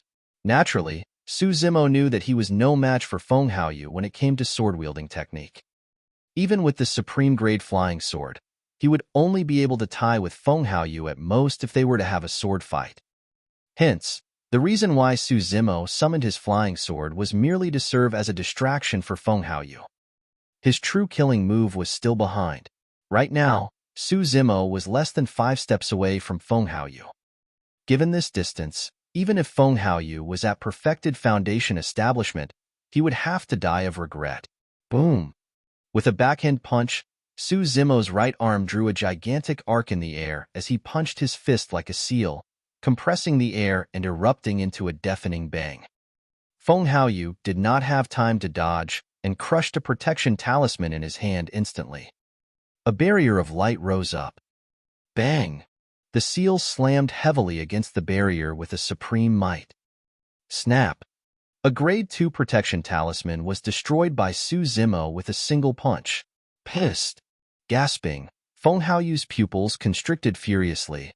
Su Zimo's gaze was ice-cold, his eyes laden with killing intent. Taking a step forth, he threw another punch. That single punch sealed all of Feng Haoyu's escape paths. Whoosh! Feng Haoyu spun around furiously, and a pair of huge wings extended strangely from his back. Unlike real wings, his wings were formed by a secret skill to condense spirit energy. That secret skill was none other than one of Ethereal Peak's 3 major ones, Ethereal Wings. Ethereal Wings was considered as a support technique. With that, Foundation establishment cultivators could soar through the air without the help of any external objects, just like golden cores. Compared to sword kinesis flight, Ethereal Wings made one even more agile. Used appropriately, the increase to a cultivator's strength would be extremely obvious. Given the situation, Feng Haoyu turned and fled. If he were to run on the ground, he would not be able to escape Su Zimo's pursuit. If he were to use sword kinesis flight, he had to summon his flying sword, and there would be a delay in that. The only way he could escape alive was by making use of Ethereal Wings. Swish! The wings flapped as Feng Haoyu soared into the skies and sped through the air. That change had completely exceeded Su Zimo's expectations. Seeing that he was about to punch into air, Su Zimo stomped on the ground and leaped into the skies by making use of the rebound force. Crackle! At the same time, his tendons and bones resonated at the same time, and his right arm suddenly expanded by an entire foot. Using his fist like a palm, he grabbed at Feng Haoyu's back. Shing! Blood filled the air. Ah! A tragic cry was heard in midair. A large piece of flesh was ripped off from Feng Haoyu's left leg, revealing his bones and tendons in a shocking manner. If Feng Haoyu had been any slower, his entire heart would have been ripped out. Su Zimo landed on the ground. Flapping his ethereal wings, Feng Haoyu's face was pale and cold sweat trickled down his face. He escaped to the side of the blood-robed youth, panting heavily as he looked back with lingering fear. At that moment, hundreds of Foundation establishment cultivators from Blood Crow Palace had already rushed up, causing flying swords and spirit arts to rain down. The blood-robed youth was not the only one beside Feng Haoyu. There was the Golden Core Spirit Demon as well. It was no longer practical for Su Zimo to rush up and slay Feng Haoyu. Gritting his teeth, he retreated. Swoosh! The supreme-grade flying sword tore through the voids and returned to Su Zimo's side while slaying a Foundation establishment cultivator at the same time. Bang! Another Foundation establishment cultivator rushed over and was met with a casual punch by Su Zimo that caused his entire body to explode as he died on the spot. Splash! Churning his bloodline, a terrifying tsunami sound came from within Su Zimo's body, gushing rapidly in a frightening manner. In the vast crowd, Su Zimo was like an ancient demon with an overwhelming aura. Poof, poof, poof. He strode forth with the plow heaven stride. Instantly, the many cultivators in front of him exploded on the spot as their flesh splattered, leaving nothing but corpses and a river of blood on the ground. Stepping on the corpses and river of blood, Su Zimo was like a god of death, charging towards the outside of Dongling Valley. Oh! Not far away, the blood-robed youth's gaze landed on Su Zimo. He exclaimed softly as he looked on with curiosity. What a powerful bloodline. Interesting. Who is that? The blood-robed youth asked. Gulping, Feng Haoyu replied with a deep voice, that is Su Zimo. He's the one that killed your blood slave outside of Linfeng City. I've finally found him. The blood-robed youth smirked in a lazy manner. It would be a pity if I killed someone with that bloodline just like that. I want to turn him into my blood slave. He shall bow to me as his master and be used by me for the rest of his life.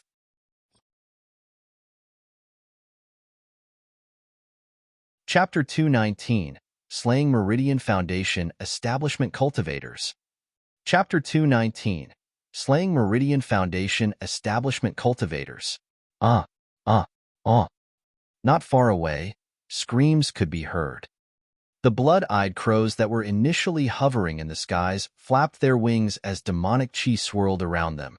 Rushing down, they circled the disciples of Ethereal Peak and bit them continuously.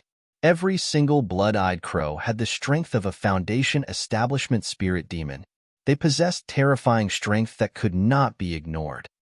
Any Ethereal Peak disciples that fell behind would be devoured cleanly by the blood-eyed crows in the blink of an eye, leaving nothing but white bones. Before long, there were only a few dozen Ethereal Peak disciples left. Other than Suzimo, all the other disciples that fell behind had all died. Qin Yu and Ji Qingtian, the two legacy disciples, were in a sorry state as they shouted with all their might to command the situation. With their efforts, they gathered the remaining dozens of disciples together and deployed their flying swords, spirit arts, and talismans to weave out a defensive barrier, temporarily blocking the blood-eyed crows. However, the difference in strength between both sides was too great. The blood-eyed crows were endless, blotting out the skies and attacking the defensive barrier set by the ethereal peak disciples relentlessly. It was as if Qinyu and the rest were walking through a swamp at an extremely slow speed as they sank deeper and deeper. It wouldn't last long. The moment Qinyu and the others did not have enough spirit chi to continue or exposed any flaws, the entire defensive barrier would collapse. By then, the remaining dozens of people would turn into food for the blood-eyed crows. This was a complete massacre. With Elder Qin and Feng Haoyu as the spies, Blood Crow Palace had a complete grasp of Ethereal Peak's strength for this trap and planned this trap meticulously. Blood Crow Palace did not give Ethereal Peak any chance at all. After all, the blood-robed youth and the Golden Core Spirit Demon were still watching idly by the sidelines and had yet to take any action. Once the two of them attacked, the last hope of everyone from Ethereal Peak would be extinguished as well. The only choice left for the cultivators of Ethereal Peak today was to turn into blood slaves for the blood-robed cultivator. No one would be able to leave this place alive. At that moment, the blood-robed youth gazed at Suzimo, who was battling in the crowd, and nodded repeatedly, feeling increasingly satisfied. "Not bad, not bad," he said with a smile. "Only a cultivator as such is worthy to be my blood slave. He can follow me and conquer the ancient battlefield." "Young master, do you want me to capture that lad?" Yu Fei, the Golden Core Spirit Demon behind the blood-robed youth, leaned in and asked with a cold expression. The blood-robed youth chuckled and waved it off. "There's no need to hurry. Let's wait and see. I'm curious about this Suzimo's limits and how long he can last." On the battlefield, for Foundation establishment, cultivators stood side by side, blocking Suzimo's path forward. Bang, bang, bang. There were sounds coming from the four of their bodies as spirit meridians surfaced on their bodies, illuminating through their robes. There were 2 1 Meridian, 1 2 Meridian, and 1 3 Meridian Foundation establishment cultivators. To begin with, it was already ridiculous to have a cultivator with unlocked meridians fight a mid-stage Foundation establishment cultivator. Now, there were 4 cultivators with unlocked meridians, and one of them was even at 3 Meridian Foundation establishment. The spirit energy of a 1 Meridian Foundation establishment cultivator was already superior to Suzimo, let alone a 3 Meridian Foundation establishment cultivator. Suzimo was definitely not a match for them in terms of brute strength. Furthermore, the 4 Meridian cultivators worked together in sync, interweaving their spirit arts and flying sword together to form an impenetrable trap to block Suzimo's escape path. There was no way Suzimo could escape at all. Hiss, hiss, hiss.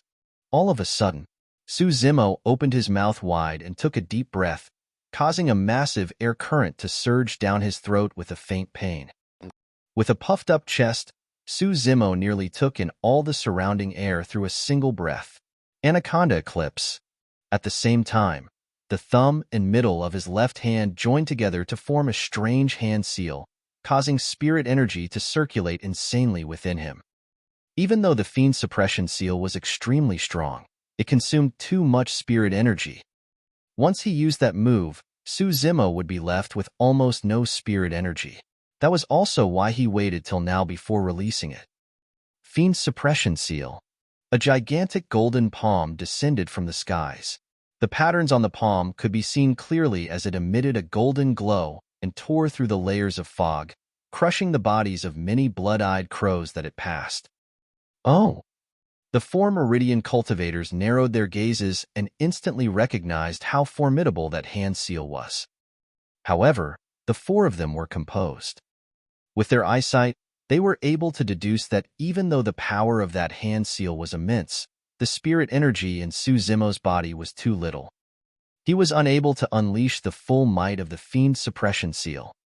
The combined strength of the four of them would be enough to destroy the Fiend's suppression seal. Flying Immortal Art, Sky Capital Fist, Silver Frost, Cloud-Tearing Finger. The four of them released their spirit arts at the same time, pointing it at the gigantic golden palm that was descending from the skies. Right then, Suzimo opened his mouth and roared. Kill! His voice was like thunder, booming through the crowd. The other cultivators froze for a brief moment. The four Meridian cultivators in front of him trembled slightly, and the spirit energy in their hands nearly dispersed. Naturally, the power of their spirit arts could not be used to their fullest extent. That was the thunderclap kill. That surprise attack through his voice was enough to confuse his opponents. In truth, Suzimo was unable to unleash the true might of thunderclap kill at this moment due to restrictions of his physique. Bang! Boom! Boom! The gigantic golden palm crushed from the skies and clashed with the four spirit arts. A series of loud booms echoed out, but the palm was not destroyed right away. Swash! A strange sword beam appeared, slicing at the side of the four Meridian cultivators with a cold killing intent. For spirit patterns shown on the sword. It was Suzimo's supreme-grade flying sword. In fact, Suzimo had already sent out his flying sword at the same time as when he released the Fiend Suppression Seal and Thunderclap Kill. The two moves earlier were all superficial trump cards. His true killing move was the flying sword at the back. Poof, poof, poof. 3 consecutive crisp sounds could be heard. The necks of 3 Meridian cultivators were pierced. Blood flashed. Looking terrified, all 3 of them clutched at their wounds furiously. However, blood continued to gush out in an unstoppable momentum. Their eyes dimmed as they sensed their lives draining away from their moment. That attack had not only pierced their throats. The sword she emitted was so sharp that it even severed their large arteries. That was equivalent to chopping their heads off entirely. Thump! Falling to the ground one after another, all 3 pairs of eyes were widened as their bodies convulsed limply. Blood flowed from their bodies and stained the ground. Of the 4 people, only the 3 Meridian Foundation establishment cultivator had managed to escape that tragedy. However, he was also scared out of his wits after that exchange of blows. Retreating to the side, he looked at Suzimo fearfully. If he had not experienced it himself, this would have been truly unimaginable. To think that a mid-stage Foundation establishment cultivator would be able to slay Meridian Foundation establishment cultivators with the use of so many secret killing moves. If someone like that were to cultivate to the state of Meridian Foundation establishment, how frightening would his combat strength be? Chapter 220, Wrath of Thunder. Chapter 220, Wrath of Thunder. Although the clash between both parties seemed short, it was filled with spirit arts, a clash of secret skills and psychological warfare. Given another battlefield or environment, Suzimo may not have been able to win. Furthermore, he was left with almost no spirit energy after releasing Fiend Suppression Seal. Right then, Suzimo's scalp tingled as he felt a sense of danger. He realized that he had been targeted. Furthermore, that person was extremely strong and wasn't someone he could resist. It was a Golden Core expert. It could be the Golden Core that was fighting Wen Xian and Elder Yu in midair, or the Spirit Demon Golden Core that was standing beside the blood-robed youth. Suzimo took a deep breath of air and tried hard to compose himself. Breaking through the encirclement, he sped until he was outside Qinyu and the others. Caw caw. Many blood-eyed crows caught the scent of fresh blood and let out unpleasant cries as they swarmed towards Suzimo in the hundreds. Those blood-eyed crows were all spirit demons with powerful bodies. They posed a huge threat for Qinyu and the other Foundation establishment cultivators. Qinyu and the others did not dare let the blood-eyed crows come close at all. However, Suzimo's body was much stronger than those ordinary blood-eyed crows. Even if more blood-eyed crows were to surround him, they may not be able to injure him. It was no exaggeration to claim that although Suzimo was human, Even the physique of ancient remnant demon beasts may not be able to match his. Even against pure-blooded ferocious beasts, Suzimo's body and bloodline were superior. Suzimo's expression did not change when he saw the blood-eyed crows swarming towards him. A roaring sound of tigers and leopards alongside thunder rumbling echoed forth from his body. Splash! Bang! Boom! Boom!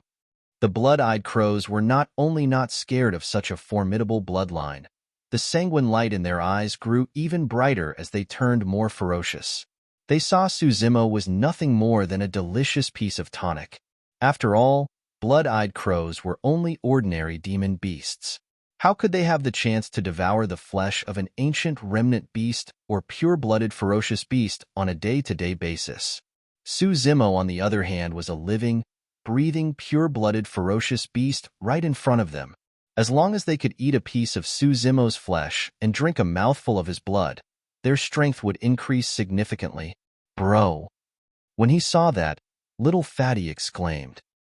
However, his voice was drowned by the cries of the endless blood-eyed crows and couldn't be heard. Long Ro's heart skipped a beat and her gaze dimmed. They knew clearly well how terrifying the blood-eyed crows were. None of the cultivators that were left behind could escape from being devoured alive by those beasts. So what if Suzimo was strong in melee combat? He was a human after all.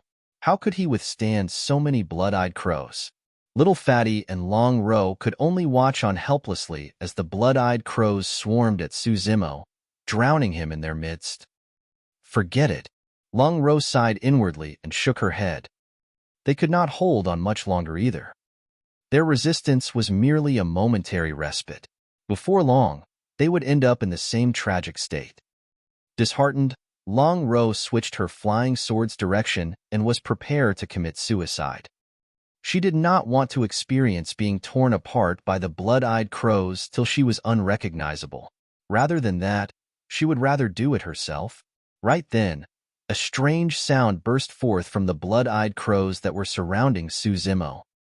Crackle! Endless flashes of lightning burst forth from Suzimo's body in a blinding manner. Snap! Thunder boomed.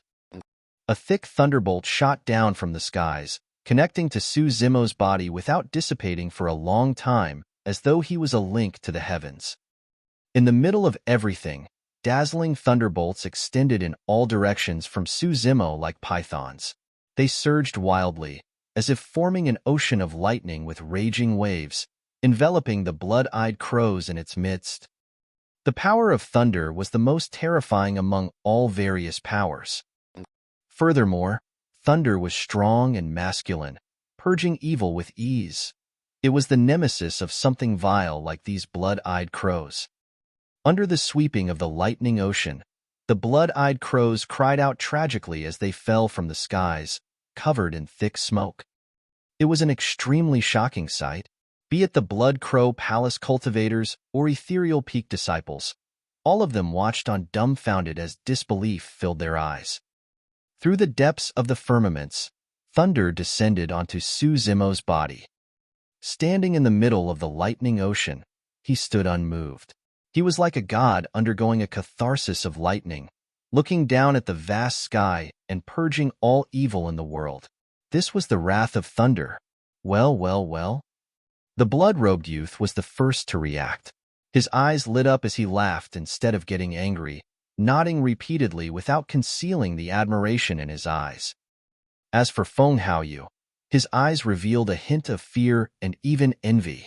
Even though he had learned the 3 major secret skills of the sect, he did not know of any thunder art as such.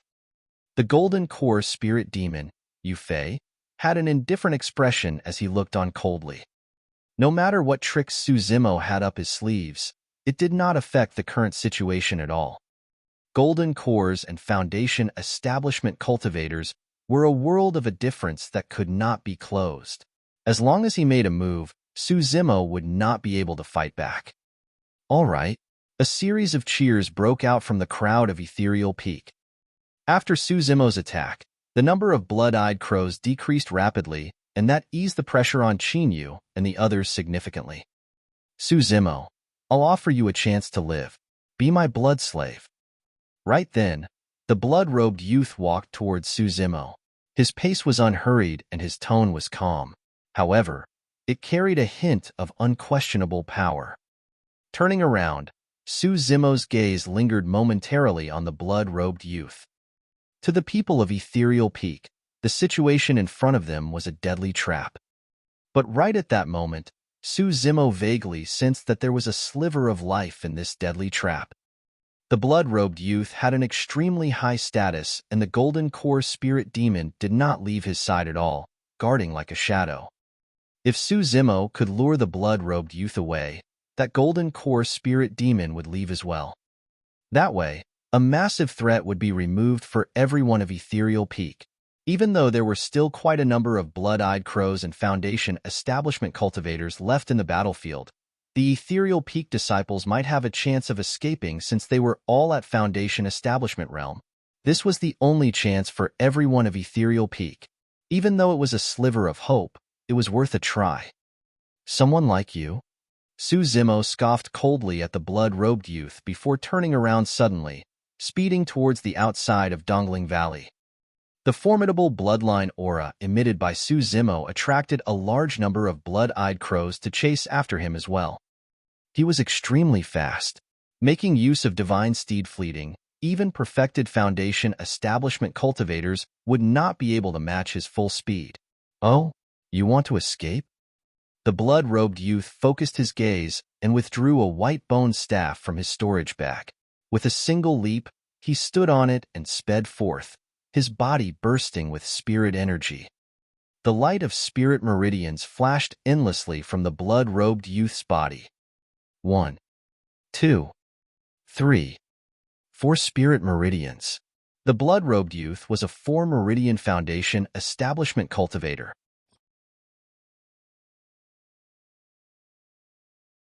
Chapter 221, Turning Tides. Chapter 221, Turning Tides. The speed of a 4-Meridian Foundation establishment cultivator on his flying sword was astonishing once he released his spirit energy. The wind howled in his ears as the blood-robed youth rode his white-bone staff, chasing after Suzimo, who was running away in the distance. A few seconds later, the blood-robed youth realized to his shock that despite his terrifying speed, he could not catch up to Suzimo, who was sprinting on the ground. Even if he used all his strength, it was useless. At most, he could only ensure that Suzimo could not shake him off. This guy's physique is actually so strong that he possesses such burst power. The blood-robed youth's evaluation of Suzimo was already very high. But now, he realized that he had still underestimated this person. Right then, Yu Fei's voice rang out. That lad's bloodline is extremely strong, and he's already at the legendary tsunami blood state. His physique and bloodline is not weaker than ancient remnant beasts. In fact, it's even comparable to pure-blooded ferocious beasts. As a golden core spirit demon, Yu Fei's gaze was naturally brilliant. At that moment, he traveled through the skies with hands behind his back, following after the blood-robed youth with a relaxed expression. Yu Fei, take me along to chase after him. Seeing that he was unable to catch up to Suzimo, the blood-robed youth was indignant as he said with a darkened expression and cold gaze. All right. Yu Fei agreed to it casually. In midair, Yu Fei's body changed constantly. It was contorting, shrinking in some places, twisted in others as his bones and tendons rang out with the sound of beans being fried. In the blink of an eye, Yu Fei had transformed into a gigantic blood-eyed crow. The blood-robed youth understood what it implied and with a single leap, hopped onto the blood crow that Yu Fei had transformed into. Although he was carrying someone, Yu Fei's speed increased rapidly and his body almost turned into a stream of light. So fast? Suzimo turned back and was secretly alarmed. The speed of a golden core spirit demon was way faster than he was. Carrying the blood-robed youth, Yu Fei descended in front of Suzimo before long, blocking his path forward. With a spin, Yu Fei returned to his human form and followed behind the blood-robed youth indifferently. Fufufu, you can't escape. Looking at Suzimo, who was speeding over with no intention of slowing down, The blood-robed youth scoffed coldly. He waved the white-boned staff in his left hand and muttered a mysterious incantation. After his incantation, 5 pitch-black skulls flew out from the white-boned staff, splitting in 5 different directions before striking at Suzimo. Ah! Before they arrived, the 5 skulls let out blood-red rays of light from their sockets while crying sinisterly. Oh! Upon seeing that, Suzimo's heart skipped a beat. That technique seemed to have exceeded the limits of spirit arts. Those 5 skulls were even emitting a terrifyingly baneful aura. How much blood and how many lives did it take for something so evil to be created? Suzimo collected himself quickly, his gaze icy and his expression unchanged. The situation in front of him was clear. Even if he were to retreat, it would be difficult to escape death. If he chose to fight head-on, he might have a chance of dragging someone down with him. In the blink of an eye, the 5 skulls landed on Suzimo's body, chomping down with wide-open mouths. Boom! With a loud bang, the sound of tsunami and thunder could be heard from Suzimo's body. Blinding lightning shone from Suzimo's body in a terrifying manner. The pitch-black skulls were merely slightly blocked by the lightning, lessening the evil aura that they emitted. Suddenly, they broke through the lightning barrier and bit Suzimo's flesh. How strong was Suzimo's body? With body petrification, even a middle-grade flying sword would not be able to hurt him. However, those 5 skulls managed to tear through Suzimo's skin the moment they bit down. Sucking continuously, the skulls gulped down excitedly on Suzimo's blood essence as the red glow in their eyes intensified. It was as though they were gaining a life of their own. If you want to eat, I'll let you have your fill. Right then, Suzimo bellowed all of a sudden. No longer suppressing the demonic chi in his body, he released everything alongside his surging bloodline. That was the power of blood chi. It was even stronger than the power of blood alone. At that moment, demonic chi swirled around Suzimo as his bloodline rumbled, causing his body to expand. His eyes revealed an endless chill in them, looking massive as if an ancient demon with a fervent killing intent had possessed him. Naturally, most cultivators could detect the appearance of demonic chi. However, Suzimo was far away from the battlefield at the moment.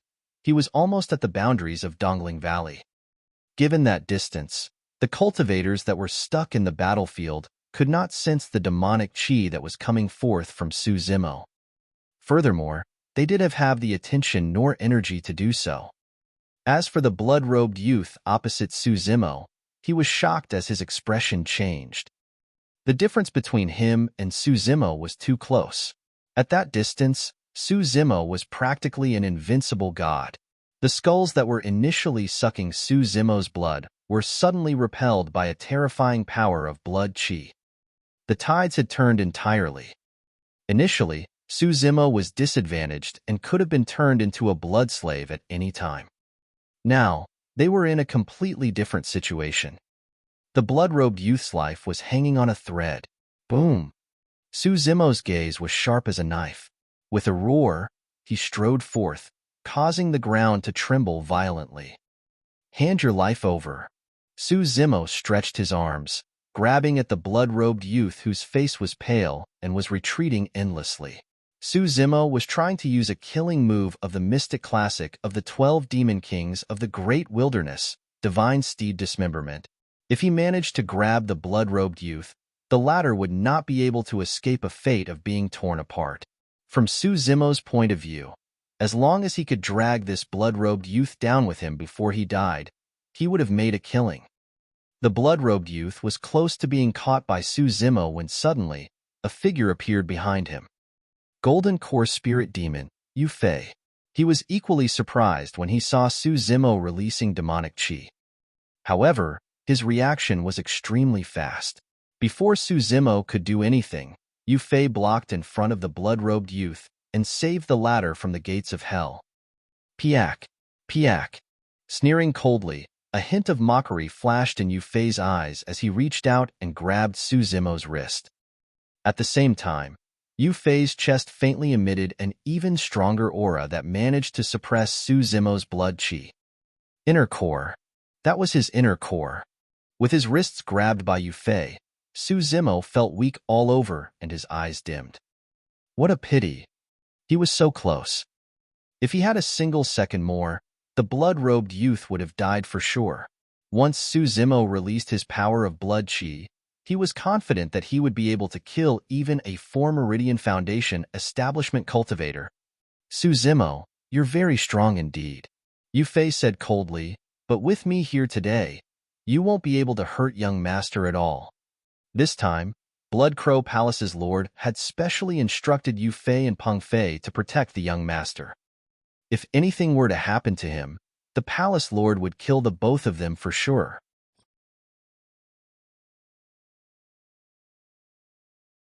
Chapter 222, The Only Variable.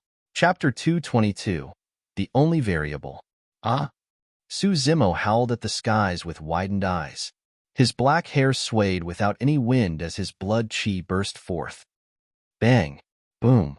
Boom! Su Zimo's bloodline rumbled, causing thunder to roar and demonic to swirl around him. As his large tendons and bones trembled, his strength had already reached its limit. Even so, Yufei, who was standing opposite Su Zimo, maintained his composure. He gripped Su Zimo's wrists tightly without budging a single inch at all. This was a complete suppression in terms of strength and cultivation realm. There was no technique to speak of. When the quality of a golden core was extremely high with pure spirit energy, it would be able to achieve a harmony with the heavens and earth, forming a phenomenon. That was how golden core phenomenons were born. Because demons did not possess spirit energy, there would naturally be no golden core phenomenons as well. However, the inner cores of demons were formed through the chi of the skin, flesh, tendons, bones, marrow, and 5 organs. A combination of their entire body's essence, that was the source of their power. By condensing an inner core, the demon's skin, flesh, bloodline, bones, marrow, and organs would completely transform, causing their strength to increase exponentially. That power was more than enough to completely crush any Foundation establishment spirit demons.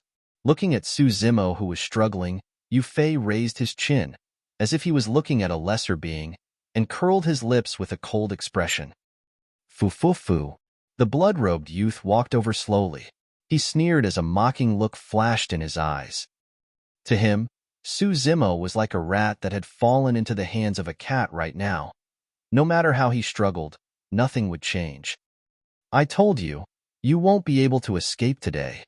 Coming before Su Zimo, the blood-robed youth said sternly as his eyes lit up, "Turn into my blood slave obediently." The blood-robed youth waved his white-boned staff and recited an abstruse incantation.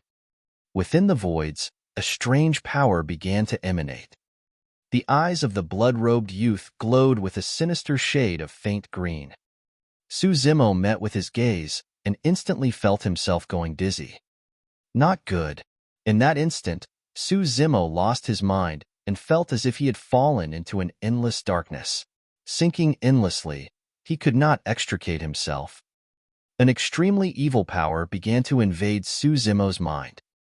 Su Zimo's eyes faintly emitted a green glow. Ah! He roared continuously from the depths of his heart and shouted at the top of his lungs. However, he could not break free from that mental control.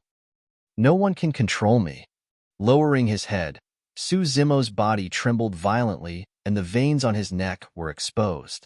His face's blood vessels were visibly seen as he did not give up despite the enduring pain.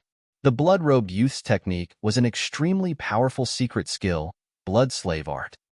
Once a cultivator's mind was corroded by blood slave art, they could fall into a mental illusion which was extremely difficult to break out of through their own efforts.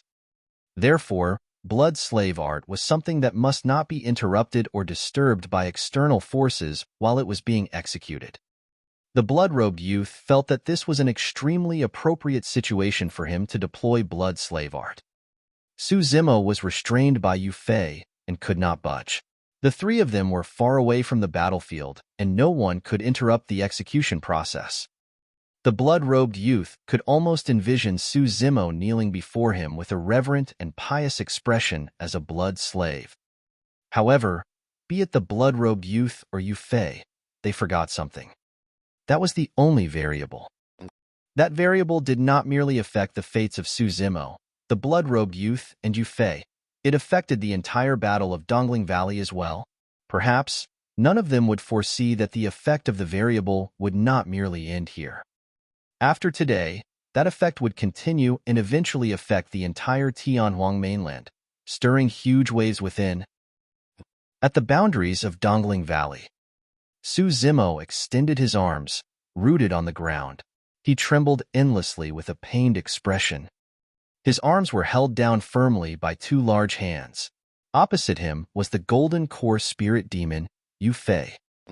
Beside Yufei stood the blood-robed youth. With his head lowered, Suzimo's black hair was let down. Right then, Suzimo felt a strange movement in his chest. In that slightly opened robe of his, a little beast hid inside. It looked at the miserable Suzimo, and its round and pitch-black eyes sparkled as if it was a vast galaxy, deep and mysterious. Suzimo was originally trapped in that mental illusion, surrounded by complete darkness. All of a sudden, an external force barged in, paving a path through that darkness. The next moment, Suzimo caught sight of a little beast. It was like a little dog, looking at him with its head tilted as it blinked its pitch-black and sparkling eyes. Night Spirit, Suzimo muttered softly. When he met with Little Beast's gaze, Suzimo was shocked and suddenly broke free from the mental illusion. Night Spirit's gaze seemed to possess a mysterious power that could purge away the evil from Suzimo's body. Even though he managed to break out of the mental illusion, Suzimo was sweating profusely and almost out of strength. "Hurry and escape." Suzimo's lips trembled as he said with a hoarse voice. Although Night Spirit had a mysterious background and managed to help him break free from the mental illusion, it was still too young. It had been less than a month since it was born. What could a month-old baby do? Notwithstanding a human baby, even a month-old pure-blooded ferocious beast would have delicate skin and tender bones, pitifully weak at best. Of course, even though Night Spirit was young, it was extremely intelligent and had already gained sentience. Suzimo knew that Night Spirit could understand his words and could read the situation as well. His fate was already decided. Now that he was in the hands of a golden core spirit demon, there was no way he could escape. However, it was different for Night Spirit. It looked like a weak puppy through and through. Be it the blood-robed youth or Yufei, none of them would bother about it, giving it a great chance to escape alive. Upon hearing Suzimo's words, Night Spirit's expression was calm and it did not move. It remained hidden in Suzimo's embrace without exposing itself, merely listening with its head tilted as though it was trying to pay attention to what was going on outside. Ugh! Almost at the same moment as when Suzimo broke out of the mental illusion, a muffled groan came from the other side. The blood-robed youth covered his head with both hands. He was in extreme pain as his deep green eyes were bloodshot while his facial features were contorted, looking extremely frightening. If blood slave art was interrupted by any normal external force, the impact on the caster wouldn't be that great.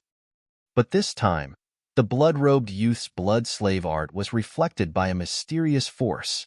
The failure of the technique along with the backlash from the force struck the blood-robed youth like a thunderbolt. His head felt like it was splitting as he nearly fainted. "Oh!" Yufei frowned. He was still gripping Suzimo's arms tightly as he turned around to the blood-robed youth and asked in concern, "What's wrong, young master?" At that moment, Suzimo's chest moved. A black shadow darted out, running on Suzimo's arm onto Yufei's arm within a couple of steps. Like a ghost, the black shadow was extremely fast and appeared at Yufei's chest in the blink of an eye. Pausing for a brief moment, the black shadow suddenly raised its paw. 5 extremely sharp claws poked out, flashing with a cold glint, swiping at Yufei's throat with a bloodied smell of death.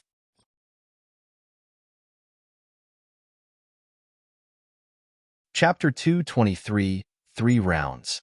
Chapter 223, 3 Rounds. At the same time, The blood-robed youth endured the pain in his head and gritted his teeth. Watch out, there's something else on Su Zimo's body. However, it was already too late when he said that. The moment Night Spirit struck, Yufei felt something and turned around instinctively. The next moment, his pupils constricted violently and his heart stopped beating. Poof! A flash of blood appeared as Yufei's Adam's apple was torn apart by Night Spirit alongside a huge chunk of flesh. Fresh blood splattered all over Su Zimo's body. Night Spirit's timing could be described as perfect. The entire process was smooth and fluid like water. In that brief moment, Night Spirit displayed a precise and keen sense of timing towards the situation. That was a capability that no one had imparted to him. It was completely through instinct, killing instinct. When he saw that, Su Zimo was stunned. The blood-robed youth's mind went blank, and he was stunned as well. That strike was way too ruthless. Even if Yufei was a golden core spirit demon, there was no way he could survive given that serious injury. Yufei's eyes were widened and a black glow suddenly burst forth from his chest. With a backhand punch, he struck towards Night Spirit's head. It was the final gamble of a golden core spirit demon at the brink of death. The entire process seemed very slow, but in fact, it occurred in the split of a moment. Yufei had already reacted extremely quickly. Right after his throat was ripped by Night Spirit's claws, he wanted to kill Night Spirit on the spot at the very first instant. Since his large arteries were severed and he had suffered immense loss of blood and chi, Yufei had already realized that he would definitely die. However, he wanted to kill Night Spirit right before he died. Against Yufei's incoming punch, Night Spirit leaped and turned its head, dodging to the side with all its might. Bang! Even so, Yufei's punch struck Night Spirit on the waist heavily. Kia! Night Spirit cried out in pain, and there was a clear depression on its waist. Like a kite with a snapped string, Night Spirit was sent flying into Su Zimo's arms after that punch. With its eyes closed, Night Spirit coughed out blood repeatedly and was already unconscious. When he saw that, Su Zimo felt his heart ache. Compared to the true strength of a golden core spirit demon, Night Spirit, who was only a month old, was truly much weaker. This was akin to an infant that was a few years old wielding a dagger in his hand. Even though he had the power to kill an adult, he would never ever be a match for the adult. In reality, if not for the fact that Yufei had been severely injured with his strength decreased drastically after the massive loss of chi and blood, that punch would have very likely blown Night Spirit's body apart. That punch seemed to have drained Yufei of all his vitality. Young master, hurry, escape. Yufei's face was pale and his throat was broken as he spat out words intermittently. Despite that, he was trying his best. After those 4 words, he fell to the ground with a thud. His eyes were lifeless and the ground was swiftly stained red by his blood. Placing Night Spirit back into his robes, Su Zimo looked at the blood-robed youth opposite him with a cold, murderous gaze. At that moment, Su Zimo was not in a good state. He had managed to break free from the mental illusion thanks to Night Spirit's help. However, he had taken a huge toll during this period of time and was both mentally and physically exhausted. It was akin to having gone through a battle with a top expert. The blood-robed youth was not in the best state either. The blood-robed youth was still suffering waves of pain from the disruption of blood slave art along with the power backlash. He was clearly somewhat dazed. Given their terrible conditions, if they were to truly fight, no one could tell who would be the eventual victor. However, when he saw how Yufei died and recalled Yufei's final words, the blood-robed youth already had the urge to retreat. Furthermore, who was he? As the young master of Blood Crow Palace, his status was immeasurably noble. Why did he have to engage in a life and death bout with this Foundation establishment cultivator before him? As long as he were to avoid this person for the time being, the latter would definitely die once the golden cores from the battlefield arrived. At that thought, the blood-robed youth was decided. Retreat. Right then, Su Zimo's gaze turned over, sharp as a knife, as if wanting to tear him into pieces. That gaze was completely unlike a human's gaze. It was more like an ancient ferocious beast that was extremely hungry, violent, brutal, and bloody. The blood-robed youth's heart skipped a beat and his guts shrank, taking a half-step back subconsciously. Bang! That single half-step caused Suzimo's aura to increase massively. Using the momentum, Suzimo deployed the plow heaven stride and charged forward. Churning his power of blood chi, he punched with his backhand like a massive seal that descended from the skies. Suzimo's eyes were filled with endless coldness without the slightest hint of mercy. Just moments ago, he was nearly controlled and turned into a blood slave by this blood-robed youth. Night Spirit was severely injured and might even die. Most of the sharpest foundation establishment disciples of Ethereal Peak had perished. 2 sect elders had perished as well. Those blood debts had to be repaid by this blood-robed youth's life. Save me! The blood-robed youth was appalled as he shrieked while pulling out a white bone shield from his storage bag. Injecting spirit energy to it, the white bone shield expanded massively, and the blood-robed youth tossed it out hurriedly to block above his head. Having lost his courage, the blood-robed youth could no longer attack and could only defend. In his opinion, as long as he could last 10 rounds, there would definitely be Golden Core reinforcements from the Golden Core battlefield not far away. They would save him and kill Suzimo at the same time. On the Golden Core battlefield, the 10 Golden Cores with Peng Fei leading them surrounded and attacked Wen Xian and Elder Yu, possessing complete control of the situation. If not for Wen Xian's Golden Core phenomenon, both of them would have died a long time ago.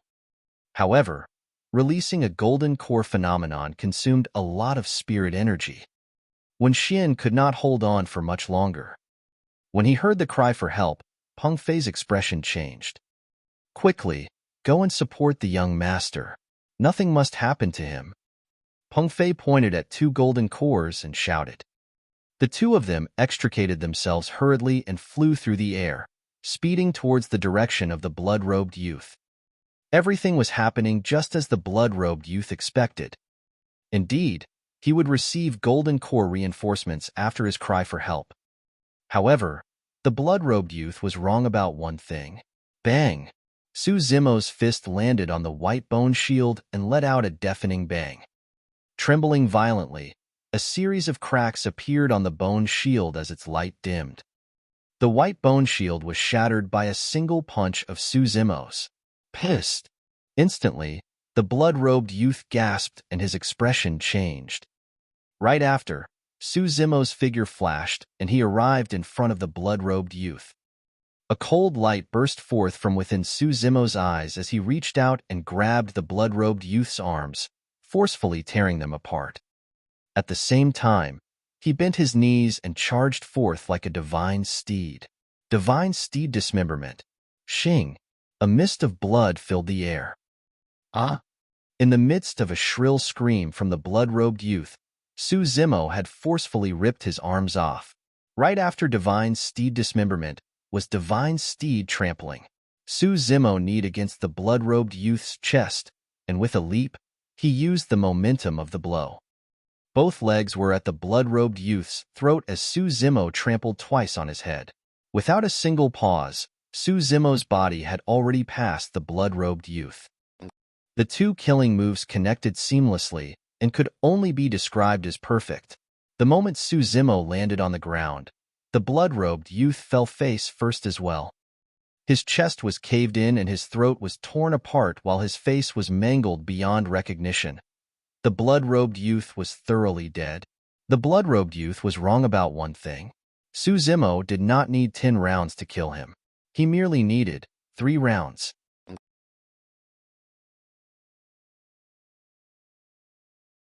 Chapter 224, A Sliver of Life. Chapter 224, A Sliver of Life.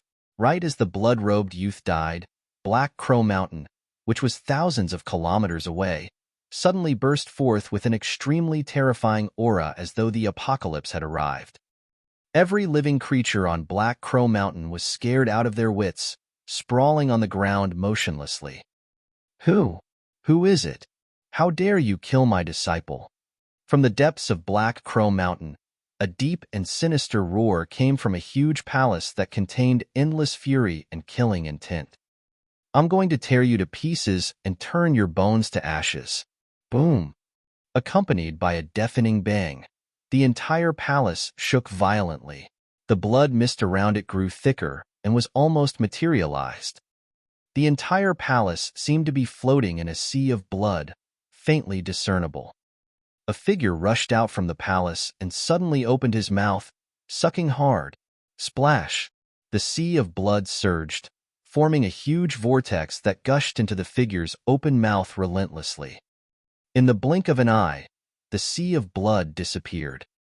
A middle-aged man stood in the air with his black hair draped over his shoulders. His face was thin, and he wore a dark red robe while a sinister gaze shone from his faint green eyes. Caw, caw. Suddenly, an ear-piercing screech could be heard from Black Crow Mountain. Initially, that sound was far away. However, it came close in the blink of an eye. A gigantic crow with bloodshot eyes was flapping its wings, streaking across the skies of Black Crow Mountain and approaching. That was the king among the many blood-eyed crows of Black Crow Mountain. The Blood Crow King.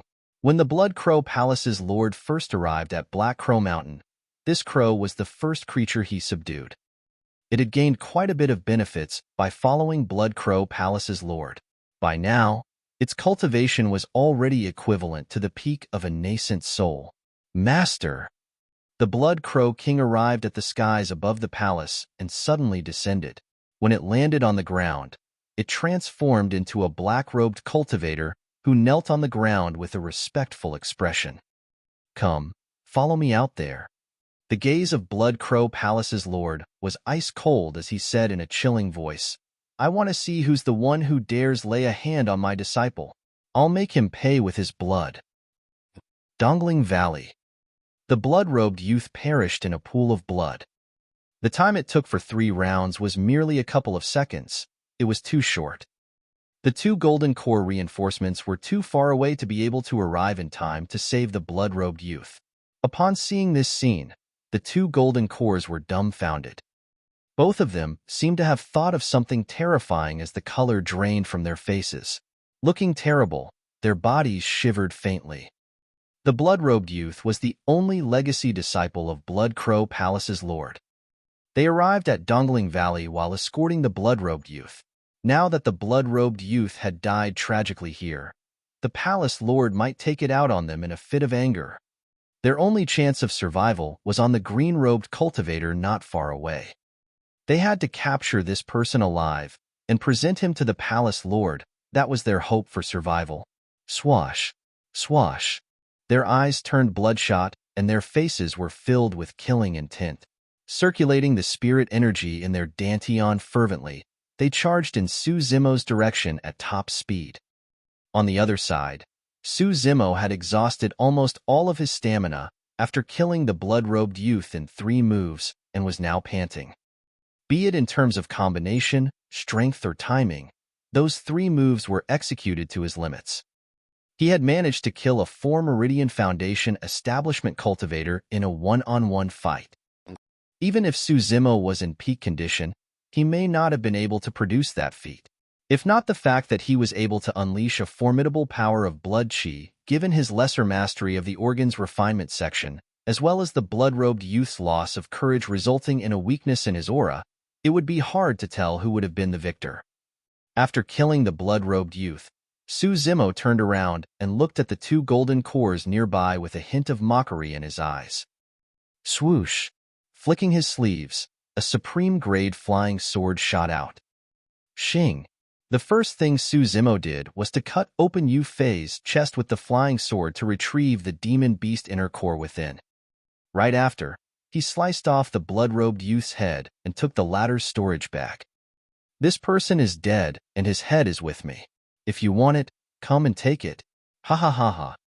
Su Zimo held the blood-robed youth's head in his hands as he threw his head back and laughed uproariously with a loud voice that rang in all directions. Su Zimo's current location was quite far away. He was almost at the boundaries of Dongling Valley. Coupled with the fact that he had killed the blood-robed youth in 3 moves, That speed was so fast that no one else had noticed it other than the two golden cores that arrived.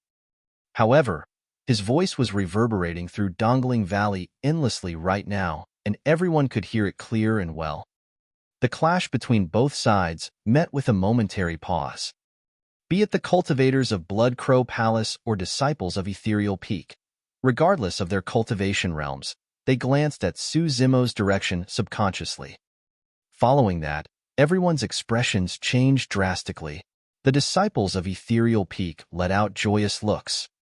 However, the masses of Blood Crow Palace were pale as a sheet, looking ashen. Capture that person alive. Don't let him escape. Peng Fei roared in anger. There were now only 8 golden cores of Blood Crow Palace that were surrounding Wen Xian and Elder Yu. The moment they heard Peng Fei's roar, 2 more golden cores left the battlefield and sprinted in the direction of Su Zimo with lightning speed. Poof, poof, poof.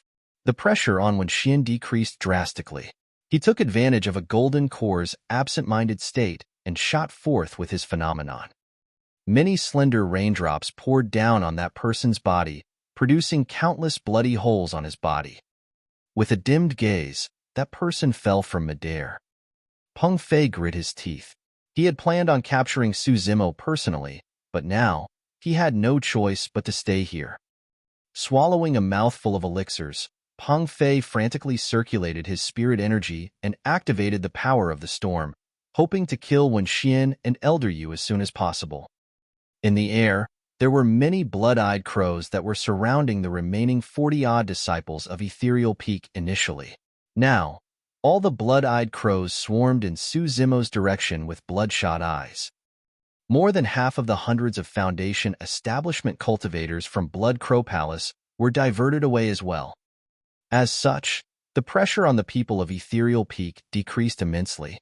Everyone suddenly caught sight of a glimmer of hope, a sliver of life.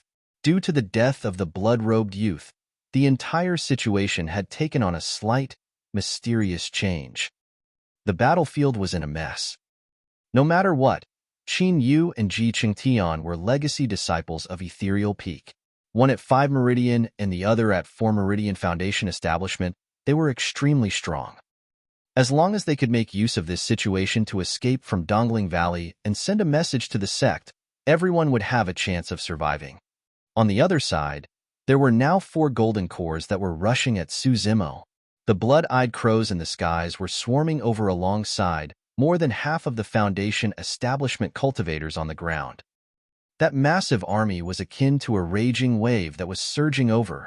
In the face of the oncoming wave, Su Zimo appeared extremely minuscule, and he was almost drowned by the dense crowd and the blood-eyed crows that covered the skies. One could imagine his ending.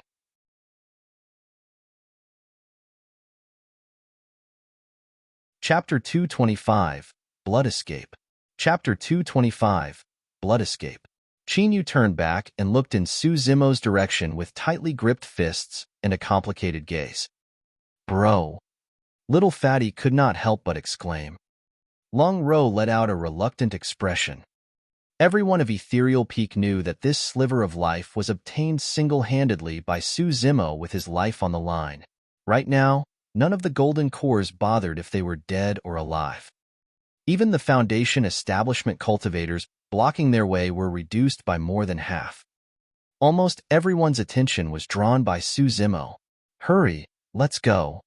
Qin Yu clenched his teeth and waved his arm, shouting in a low voice. If he were to be hesitant and indecisive at a moment like this, he would only cause everyone to die.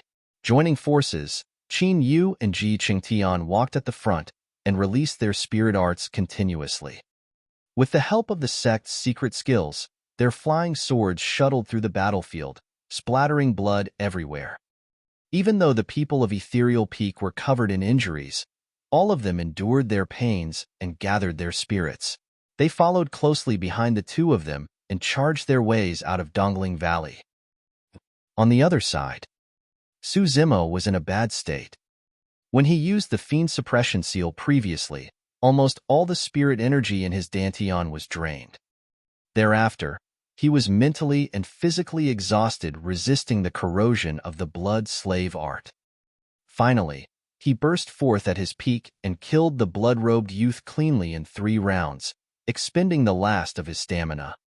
Suzimo was at his weakest right now, not far away, for golden cores sped over with a boiling killing intent, followed by a dense swarm of blood-eyed crows and hundreds of Foundation establishment cultivators from Blood Crow Palace. Dust and smoke billowed as murderous intent filled the skies. Despite the circumstances, there was no sign of panic on Suzimo's face.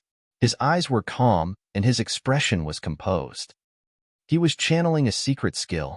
There was a blood refinement fiend sutra etched on the lid of the coffin of the fiend sect's inheritance ground. Originating from the blood refinement fiend sutra, this secret skill was called blood escape.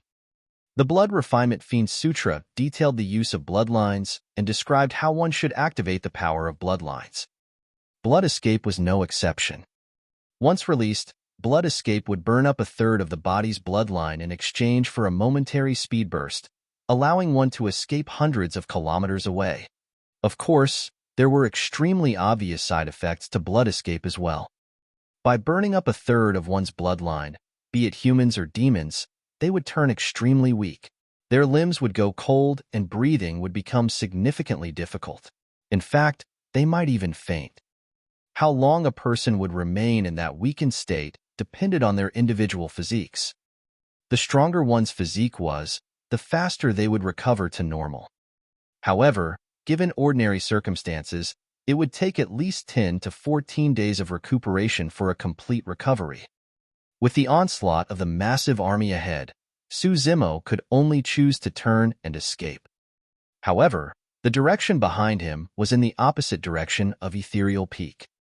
If he were to blood escape hundreds of kilometers in that direction, the distance between Suzimo and Ethereal Peak would only increase even further. Left with no other choice, Suzimo could only turn and escape.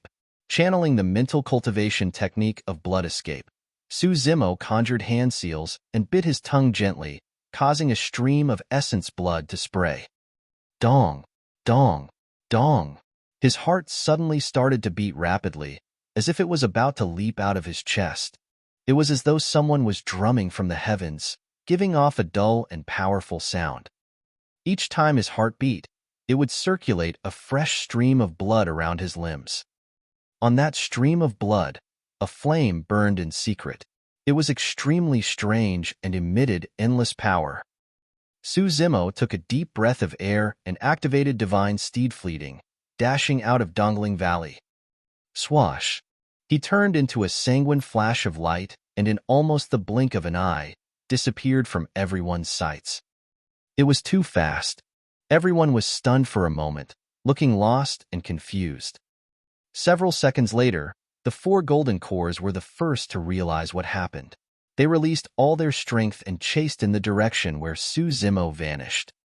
A secret skill as such as definitely using his vitality in exchange for a momentary burst in strength.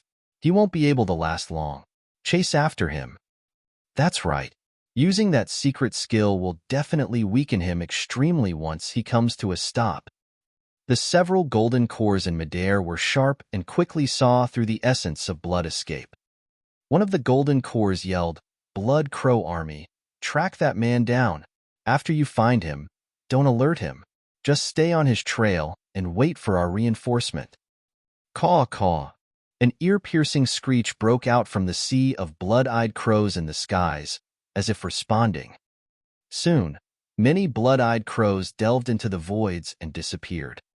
Even though the blood-eyed crows were only Foundation establishment spirit demons, their speed of flying through the air was not inferior to golden cores. Suzimo ran with all his might. Although he did not turn back, he could guess that the group of unknown cultivators would definitely not give up. They were definitely hot on his tail. His blood was still burning. Suzimo had to ensure that he broke free of their pursuit before a third of his blood was burned up. Blood escape could increase his speed by multiples in a short period of time. However, it wasn't an infinite increase, and it was based on the cultivator's foundation. At the end of the day, Suzimo was only a Foundation establishment cultivator. In other words, even after using blood escape, Suzimo may not be much faster than golden cores in terms of speed. Golden cores were an entire cultivation realm above him. Before long, Suzimo arrived at a dense forest. After sprinting for a while, he suddenly stopped in his tracks and with a flash, pounced onto a leopard nearby that could not dodge in time. That leopard could only be considered as a wild beast that had just gained sentience. Even though it bore some intellect in its eyes, it did not know how to cultivate yet. Wrapping the head of the blood-robed youth around the tail of the leopard, Suzimo threatened it. "The further you run, the better. Don't take it off." The leopard could read the killing intent in Suzimo's eyes, and it trembled in fear, nodding furiously. The moment Suzimo released his grip, the leopard left in fear. When it saw that it was far enough, it fled like the wind. Suzimo turned back and sneered coldly. He had to do something to distract his pursuers. Suzimo believed that the leopard was enough to disturb his pursuers and send them into panic such that they could not track him down. Taking a deep breath of air, he continued sprinting ahead. After some time, the energy produced by blood escape was expended thoroughly. This meant that Suzimo's bloodline had been burnt by a full 1/3.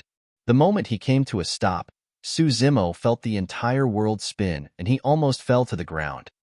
He tried his best to compose his breathing, clutching his fists to maintain the clarity in his mind as he staggered forth. He could not just sleep there. He had not gotten out of danger just yet. Suzimo had to look for a relatively secluded place and set up some simple array formations before he could rest assured that he was concealed. Before long, he found a cave at the foot of a mountain not far away. Heading in, Suzimo took a look inside and heaved a sigh of relief when he saw that there were no demon beasts. Given his current state, even if he encountered a spirit beast, he would probably have to engage in a tough battle.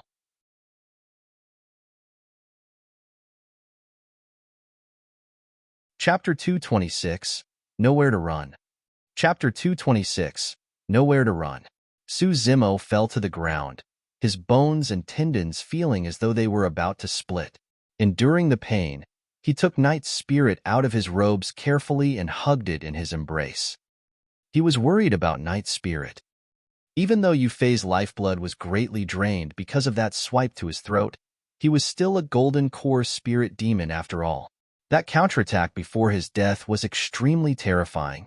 Even if Suzimo was the one in Night's spirit's situation, he could not guarantee that he could survive. However, Suzimo was stunned when he took Night's spirit out. Back in Dongling Valley, he saw with his own eyes how Night's spirit's waist was caved in through Yufei's punch.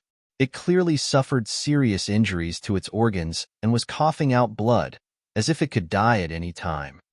But now, Night's spirit's body had returned to normal. Curled up in Suzimo's embrace, Night's spirit was no longer bleeding from its mouth, breathing slowly and steadily. When it sensed Suzimo's gaze, Night's spirit suddenly raised its head and blinked its tiny eyes. Pitch black like gemstones, they looked at Suzimo filled with life. The man and beast looked at one another. Haha. When he saw that Night's spirit was fine, Suzimo was delighted and could not help but laugh out loud. Kia. As if sensing Suzimo's joy, Night's spirit opened its mouth slightly and cried in response. Suzimo carried Night's spirit up and examined it carefully. He was shocked to discover that Night's spirit had an extremely strong self-regeneration ability. Even though it was not fully recovered, the wounds on its internal organs were already beginning to heal and its broken bones were reconnected. From their escape from Dongling Valley till now, Night's spirit had not consumed any elixirs and was completely reliant on its own body's ability to repair and adjust. It was less than a month since Night's spirit had been born. Of course, the greater Night's spirit's potential was, the more stringent the conditions were for it to grow. If it was a ferocious beast cub, its parents would naturally be pure-blooded ferocious beasts as well. Extremely powerful, they could provide sufficient food and resources for the ferocious beast cubs. However, Suzimo was merely a mid-stage Foundation establishment cultivator right now, and honestly could not provide much for Night's spirit. He took out Yufei's inner core from his storage bag and placed it under Night Spirit's nose, wanting to feed it. If not for Night Spirit's assassination, Suzimo would have been reduced to a blood slave of the blood-robed youth by now. Therefore, he did not hesitate nor feel pained in the slightest bit feeding Night Spirit the inner core. Twitching its nose slightly, Night Spirit sneezed and turned its head away, pouting its lips with disdain in its eyes. Burp. When he saw that, Suzimo was speechless. That inner core could be considered the most precious thing he had. He did not expect that Night Spirit would look down on it. You must be crazy, letting up on such a good thing. Having narrowly escaped death along with the fact that Night Spirit survived, Suzimo was in a great mood and could not help but chide jokingly. He put away the inner core casually, prepared to consume it himself later. I'll put you down first. Let me go set up some array formations, and we'll hide here for a couple of days. Suzimo told Night Spirit. Unexpectedly, Night Spirit arched its body and tried to burrow into Suzimo's embrace repeatedly, as if it was most comfortable there. Unable to reject, Suzimo stuffed it inside his robes again and came to the entrance of the cave to begin setting up array formations. After burning a third of his blood, Suzimo was extremely weak by now. However, he did not dare to rest. He had to make every second count and lay out a couple of array formations before he could set himself at ease. Suzimo had just drawn a couple of formation patterns when he came to a sudden stop. An extremely strange feeling surged in his heart, as if he had been targeted. There was no danger or warning signs. However, Suzimo felt that something was amiss. It seemed like there was a pair of eyes hidden somewhere staring at him. He remained expressionless and continued to draw his formation patterns. However, most of his attention and gaze were constantly scanning the surroundings, trying to find the origin of that unpleasant feeling. After a while, Suzimo found nothing. Did I imagine it? His eyes flickered and he frowned in deep thought. It would be best if he had imagined it. Otherwise, right then, Night Spirit popped its head out from Suzimo's chest. Kia! Night Spirit called out. Suzimo was in deep thought and did not pay attention to Night Spirit's cries. Kia! Kia! After a while, Night Spirit cried out 2 more times, seeing that Suzimo was ignoring him. It used its paws to scratch on Suzimo's chest gently, but it did not extend its claws. What's wrong? Coming to his senses, Suzimo lowered his head and asked. Night Spirit's head was raised as it looked in the direction of the sky with an icy gaze. There was a tiny speck reflected in its pitch-black pupils. Oh! Suzimo's heart skipped a beat as he raised his head suddenly. Up above in the skies, there was a black dot hidden within the clouds, faintly discernible. Given that distance, if it was any normal Foundation establishment cultivator, their eyesight would not be enough to make out what that figure dancing in the skies was. However, Suzimo's eyesight was extremely powerful and he recognized that the black dot was a blood-eyed crow.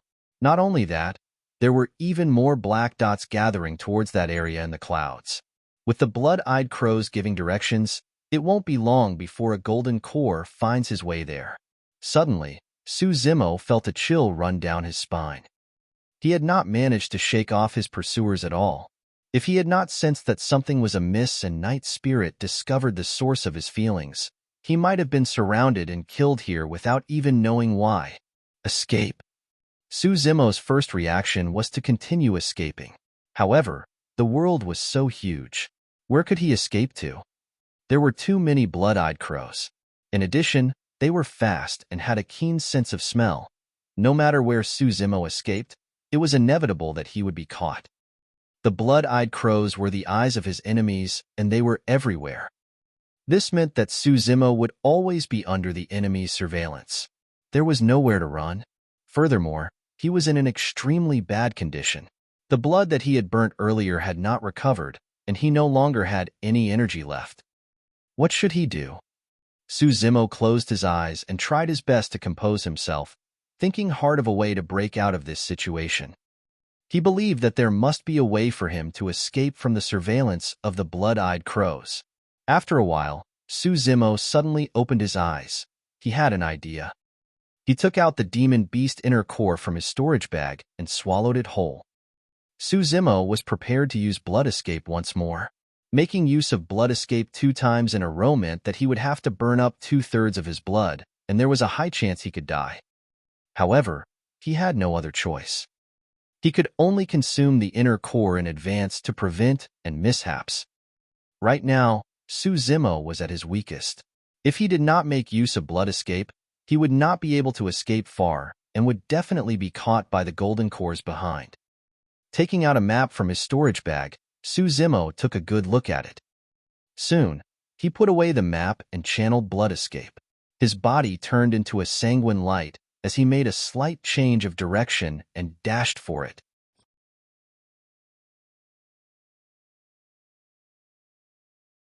Chapter 227, Jishui River.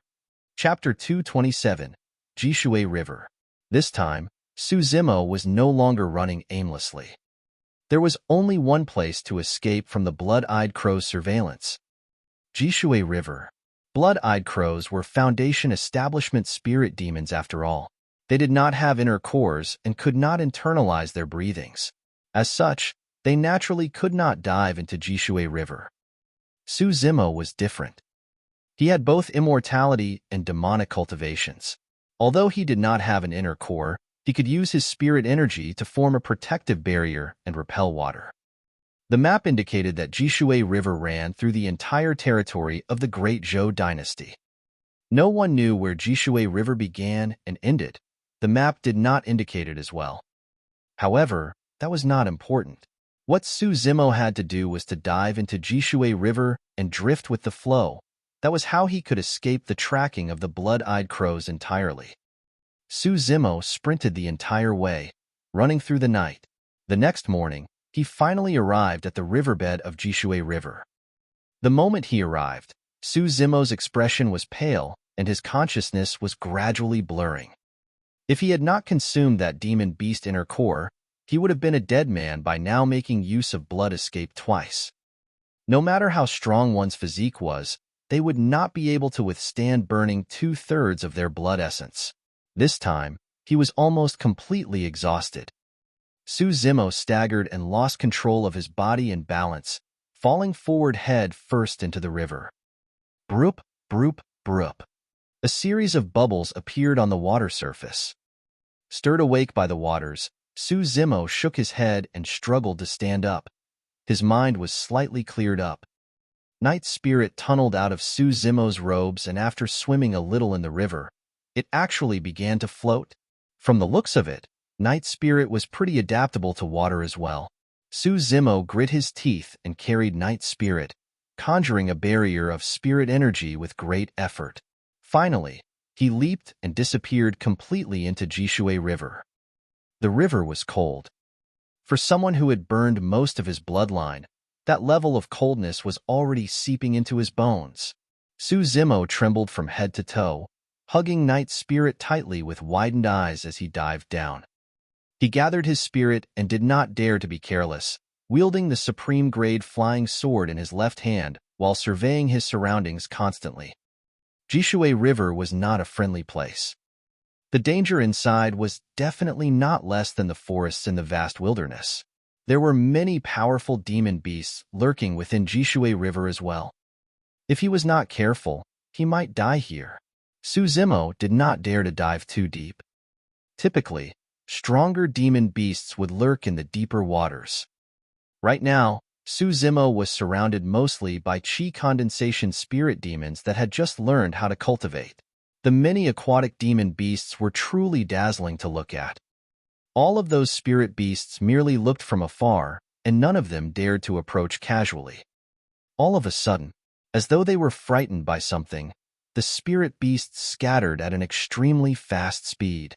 At the same time, a danger rang in Suzimo's mind. The river surged in a slanted manner as a huge water column flowed in the opposite direction, filled with a ferocious killing intent and formidable aura. It was a spirit demon. A Foundation establishment spirit demon had appeared. Zung, zung, zung. Su Zimo endured the pain in his dantian and forcefully injected spirit energy. His sword trembled continuously. The reason why Su Zimo activated the flying sword right away was because he wanted to fight against that spirit demon. However, he suddenly put away the flying sword on second thought. Whoosh! The spirit beast emerged from the water, and Su Zimo could finally take a good look at it. Green Armored Crocodile. The green armored crocodile was one of the most common demon beasts in Jishui River. It earned its name thanks to the massively indestructible armor that lined its entire body and its massive size. Moving extremely fast in the waters, the green armored crocodile appeared before Su Zimo almost in the blink of an eye. At that moment, Su Zimo felt like he was facing a mountain instead of an aquatic demon beast. Swoosh! The moment it arrived before Su Zimo, the green armored crocodile opened its massive mouth without a second thought and devoured Su Zimo as a whole with ease alongside the river water. Su Zimo stood inside the green armored crocodile's mouth. Even though he seemed incomparably small, he was extremely calm. Just as the lower jaw of the green armored crocodile was about to close, Su Zimo drew out his supreme-grade flying sword again and activated the 4 spirit patterns on it. He said with a cold voice, "You better not move." At that moment, Night Spirit extended its claws and tapped its paws gently on the tongue of the green armored crocodile. It did not use much strength, but the green armored crocodile's tongue was already bleeding. "Listen to me now." Standing in the green armored crocodile's mouth, Su Zimo said slowly, "Swim down along with Jishui River. I'm going to borrow your stomach for the time being. Once my body recovers, I'll leave. Besides, I promise I won't harm your life."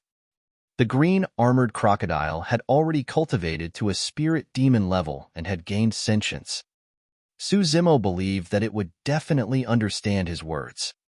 Indeed, after a momentary hesitation, the green armored crocodile nodded its head. That was a good choice. It could either believe in Su Zimo, or it could die right away. Hugging Night Spirit, Su Zimo slid down the green armored crocodile's throat into its stomach. At the same time, he crushed the protective talisman given to him by Long Ro. A barrier of light surrounded Su Zimo. Even though it was slightly smelly in the green armored crocodile's stomach, it was a place undisturbed by anyone. It was the perfect hiding ground for him to calm down and recuperate in peace. If Su Zimo were to hug Night Spirit and continue flowing down Jishui River, he would have no time to recuperate. This arrangement was killing 2 birds with 1 stone. Su Zimo intended to stay in the green armored crocodile's stomach for the time being. After he and Night Spirit's injuries were healed, he would leave and return to shore. Shaking its head and tail, the green armored crocodile disappeared from where it was, swimming down the river. 3 days later, a large number of blood-eyed crows circled above Jishui River, densely packed and covering the skies. Peng Fei and the other cultivators who had participated in the Dongling Valley battle stood by the shore. They looked at the surging river with a terrible expression, remaining silent. Before they set off, they had 10 golden cores. Now, they were only left with 6. Peng Fei's face was slightly pale. He seemed to be seriously injured and had rushed over before he could recover. The number of Foundation establishment cultivators had decreased by half as well. Caw-caw. Before long, an ear-piercing screech could be heard from the distant horizon. All the blood-eyed crows paused for a moment and split into 2 sides in the skies, as though they were welcoming a powerful existence. Before long, a gigantic, pitch-black blood crow king sped over. On its back was a middle-aged man dressed in blood-colored robes. Hands behind his back, his face was thin and his eyes were gloomy. "Greetings, Palace Lord." The masses of Blood Crow Palace knelt on the ground hurriedly, lowering their heads and shivering from head to toe. None of them dared to make eye contact with the Palace Lord. Gritting his teeth, Peng Fei bolstered his courage and said, "Palace Lord, what happened was..." Peng Fei recounted everything that had happened in Dongling Valley. In reality, none of them saw how Yu Fei died. That was also the most confusing part of the entire situation. If Yufei did not die, the young master would not have died as well with the protection of a golden core spirit demon.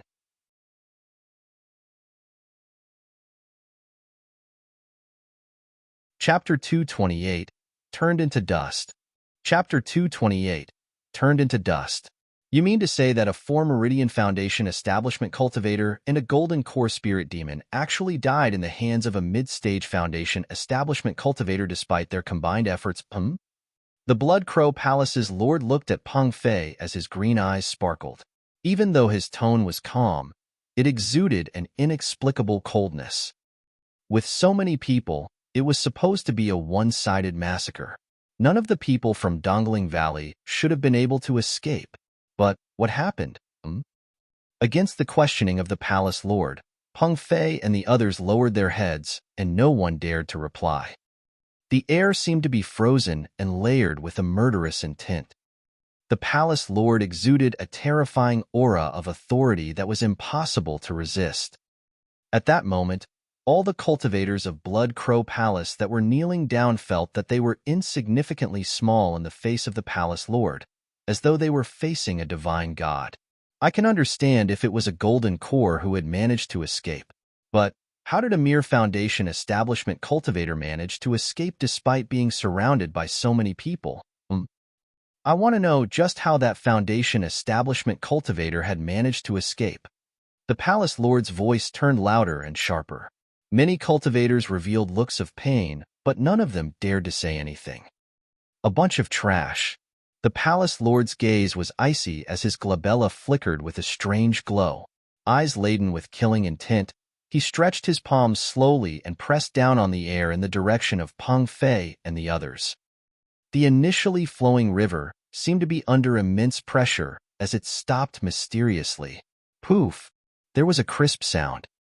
Under everyone's watchful eyes, Peng Fei's body suddenly exploded into a blood mist. He was dead on the spot without even a corpse left. When they saw that, the people kneeling behind Peng Fei were scared out of their wits. They felt as if someone was grabbing their hearts, and they even forgot to breathe. Someone like Peng Fei who had managed to cultivate a golden core phenomenon was dead, just like that without even a chance to explain himself. The gaze of the palace lord swept past everyone coldly. Each time his gaze swept past someone, that person's face would turn terribly pale as if he could smell the aura of death. I'll give you guys a chance to atone for your mistakes. Track down Su Zimo. Dead or alive, I want to see him. The moment the palace lord's voice rang out, everyone felt a sense of relief as though they had just passed through the gates of life and death briefly. Soon, everyone dispersed. Some of them dived into Jishui River, while others looked around the shore for clues. Caw caw.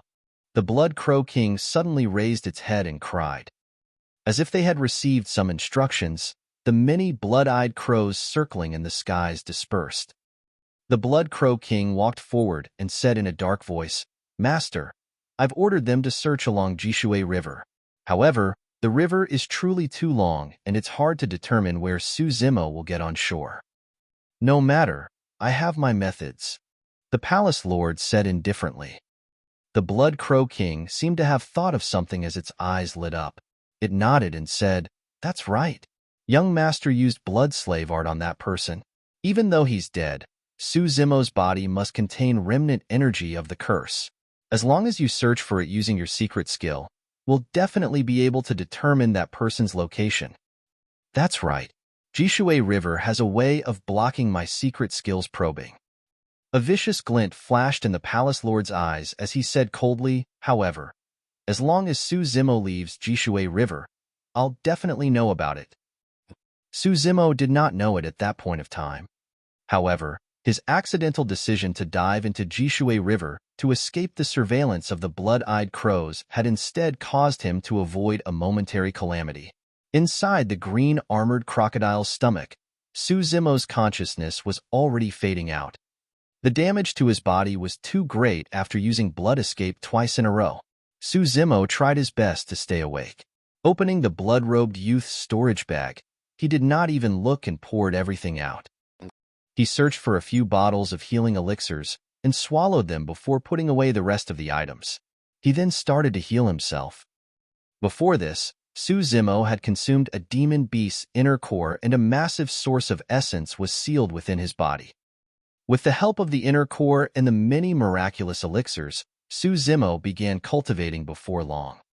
Huff, huff, boom, boom. The tiger leopard thunder sounded. Essence chi grew endlessly within his 5 organs, and his bones and tendons crackled repeatedly. New blood regenerated and flowed continuously, bringing forth new life to Suzimo's body. Time quickly passed. After a long while, Suzimo's body finally recovered. His injuries had healed. Whoosh! Bang! Boom! Boom! The bloodline in his body surged like a tsunami. That surging bloodline contained endless flashes of lightning mixed with dull, resounding sounds of thunder that made one's heart rattle. The stomach of the green armored crocodile was filled with demonic chi so thick that it almost materialized. All of those demonic chi were produced through Suzimo's cultivation.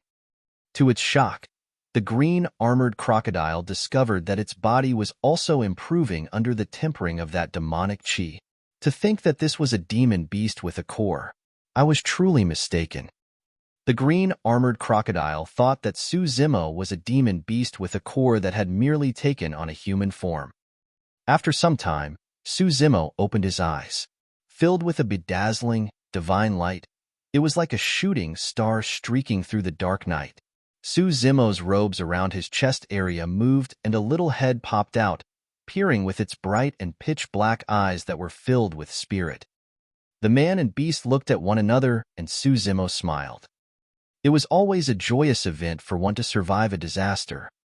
After refining the demon beast inner core, Suzimo made progress on the organs refinement section as well.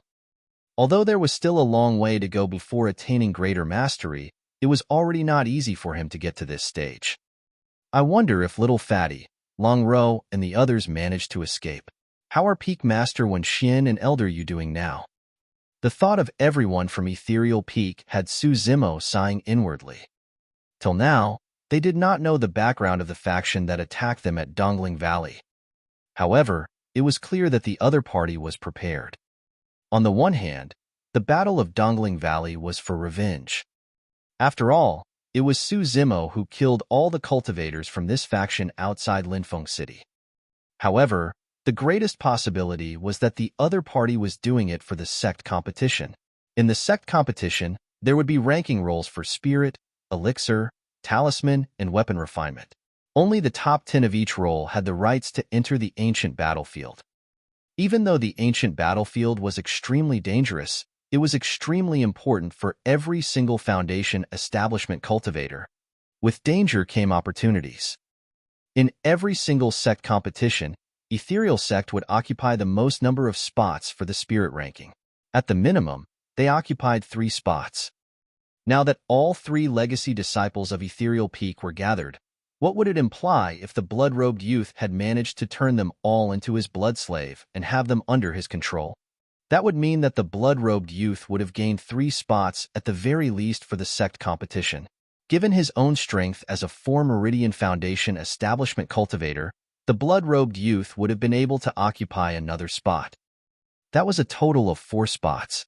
If the blood-robed cultivator enslaved a few more powerful Meridian cultivators, the spirit ranking role would most likely be filled with his men. In fact, that was also what the Blood Crow Palace's lord wanted. It was to ensure the young master's safety in the ancient battlefield. Unfortunately, all those plans had turned into dust. Before he could die on the ancient battlefield, the Blood Crow young master had already perished outside.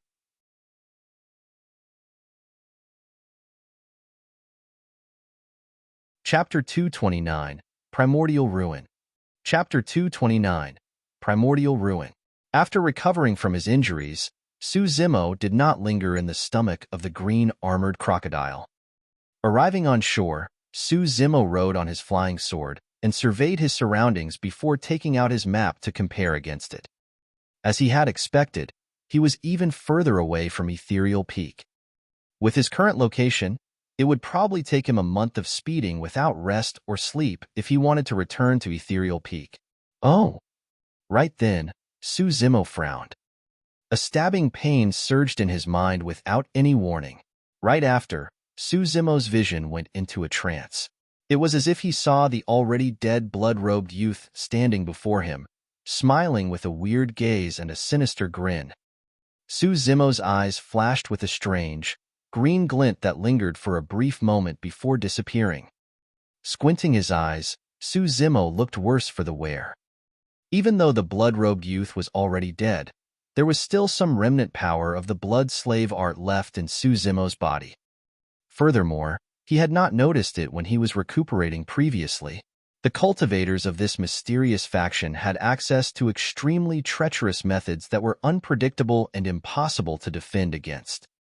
Was it a coincidence for that strange, stabbing pain to occur, or was someone manipulating it from behind the scenes? Suzimo's eyes flickered, and he frowned in deep thought. He was more inclined to think that someone was behind this.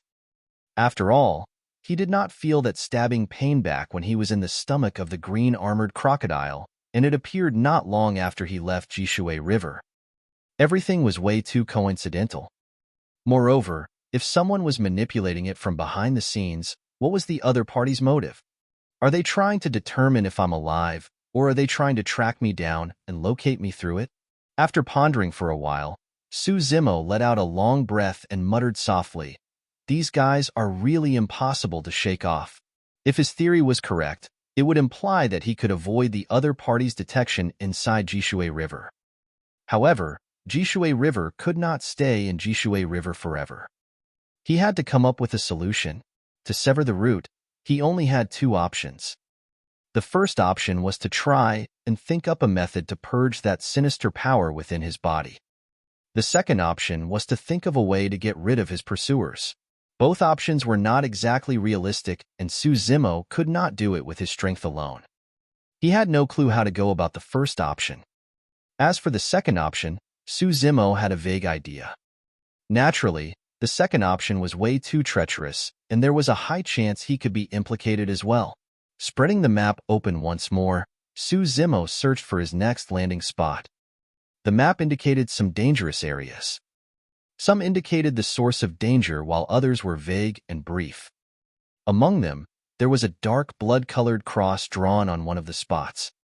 It was proof that that was the most dangerous area. Suzimo did not know much about the place other than it was a ruin. A ruin of the Primordial era. Because the Primordial era was too long ago, it did not leave many things behind. However, there was definitely something unique about this primordial ruin for it to be able to survive till this day. A vicious glint flashed in Suzimo's eyes as he put away the map and sped towards the primordial ruin. Let's see what sort of danger lies within this primordial ruin and whether it's enough to destroy you guys. Suzimo planned on leading his pursuers to that primordial ruin. It was almost evening. Suzimo did not rest at all and sprinted the entire way. He did not know how many cultivators were chasing him, nor did he know what their cultivation realms were. However, the earlier he arrived at the primordial ruin, the greater his chances of being able to set a trap and kill his pursuers. Morning.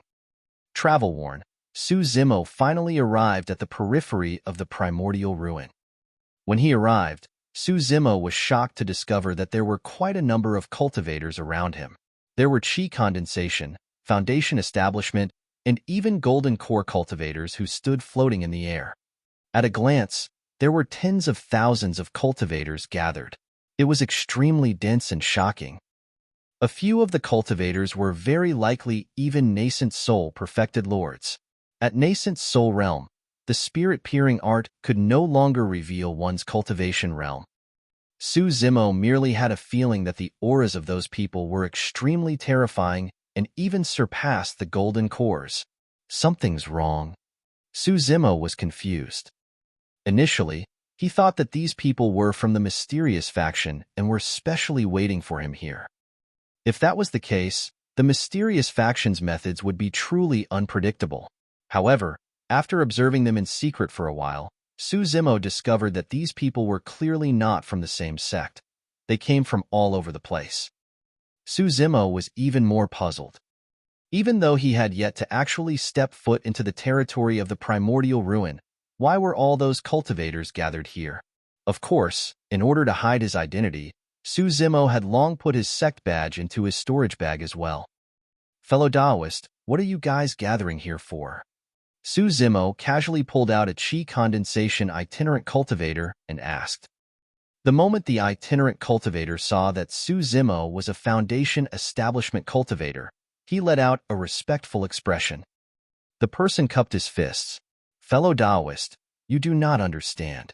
A month ago, a golden beam of light shot forth into the skies from the territory of the primordial ruin ahead.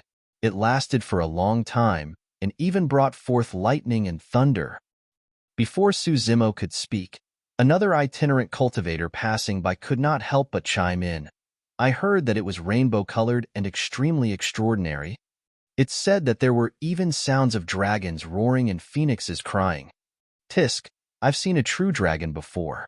Even though it was just a scale and half a claw, it was shocking enough. That single scale was bigger than our entire bodies, and that claw was longer and sharper than our flying swords. A cultivator beside him joined the crowd in a seemingly important manner. His spit flew everywhere, and his eyes glowed as he spoke. It was clear that he was exaggerating as everything he said blew further and further out of proportion. Not really understanding, Suzimo asked again, So, that proves that there must be treasures in the primordial ruin ahead. Furthermore, the treasure has just appeared. There's another possibility. A powerful cave abode restriction within the primordial ruin may have disappeared, causing a phenomenon due to the many treasures within. Yes, it might be a sect from the primordial era that has left behind some inheritance for me to inherit. The surrounding cultivators discussed their guesses. However, I heard that the primordial ruin is an extremely dangerous place? Suzimo asked again. Yes. Someone nodded. There have always been such rumors. However, not many people know exactly the sort of danger that lies within. Ever since the ancient times, there have been cultivators dying here almost every year. It's inevitable that there's danger. However, since it's a primordial ruin, it means that many of the things left behind are from the primordial era. If you manage to find a treasure, you might just soar impossibly. At the mention of that, many cultivators looked excited and their eyes lit up. Any item left behind from the primordial era that was still intact would definitely be a treasure.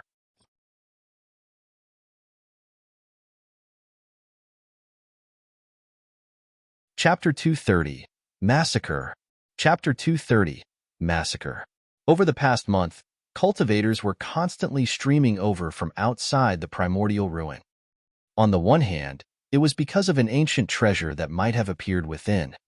On the other hand, the primordial ruin was way too attractive for many cultivators. The ancient battlefield was a secret ground left behind from the ancient era, forming a separate dimension of its own. If the ancient battlefield was enough for many cultivators to covet over, what about a secret ground that was left behind from the primordial era? Many cultivators encountered heavenly-defying opportunities from the ancient battlefield and shot to the top because of it. If one were to obtain opportunities from the primordial ruin, what sort of outcome would that be? Cultivators may find themselves obtaining the potential to dominate the world. Sects may find themselves leaping to become the strongest sect within the entire Great Zhou dynasty. In fact, they might even turn into the top sect of the entire northern region of Tianhuang mainland and be ranked on par with the immortal sects. Of the tens of thousands of cultivators, the majority were itinerant cultivators, but there were some factions from sects as well. Of them, Heaven Azura sect and Purple Cloud sect were the strongest. In the Great Zhou dynasty, those sects were only second to the 5 major sects, and Suzimo had heard of them before as well. The few nascent souls were from those 2 sects. Roar! Not far away, a roar suddenly sounded. A golden lion with a terrifying aura rushed over. It had a massive body and an intimidating presence, glaring with its eyes that were as large as bronze bells in a cold manner. That golden lion was extraordinary, and it was clear that this was a spirit demon that had cultivated an inner core. Many cultivators were shocked and scattered sparsely. Striding through the air, the golden lion came beside a nascent soul and lowered its head and body obediently. Yes. Nodding his head, the nascent soul leaped and rode it. Ta, ta, ta. A series of hurried hooves sounded. From the skies afar, a pure white horse with a single horn on its head sprinted over. It blew its nose repeatedly with an extremely fast speed, arriving beside another nascent soul. Before long, the beasts of the several nascent souls present arrived. All of those beasts possessed terrifying aura and were all spirit demons with inner cores. However, there was still a vague hint of fear in their eyes as the beasts looked towards the primordial ruin in the distance. Let's go. A nascent soul of Heaven Azura sect gave an order and led his disciples in the direction of the primordial ruin. Right after, a nascent soul of Purple Cloud sect led his disciples over as well. The primordial ruin is so dangerous. Should we observe from here first? If we continue observing and there's really a treasure, someone else might snatch it away first. Let's follow them then. This might be the last chance for us to follow a group of a nascent soul. Even if we fail to obtain a treasure, we'll have a higher chance of surviving as well. The remaining cultivators discussed and soon, two major factions were formed. Most of the cultivators chose to follow in the tracks of Heaven Azura sect and Purple Cloud sect towards the primordial ruin. Only a small number of cultivators hesitated, planning on observing from where they were. Initially, Suzimo had no intention of heading in so early. However, he had just discovered that there were traces of blood-eyed crows up in the skies.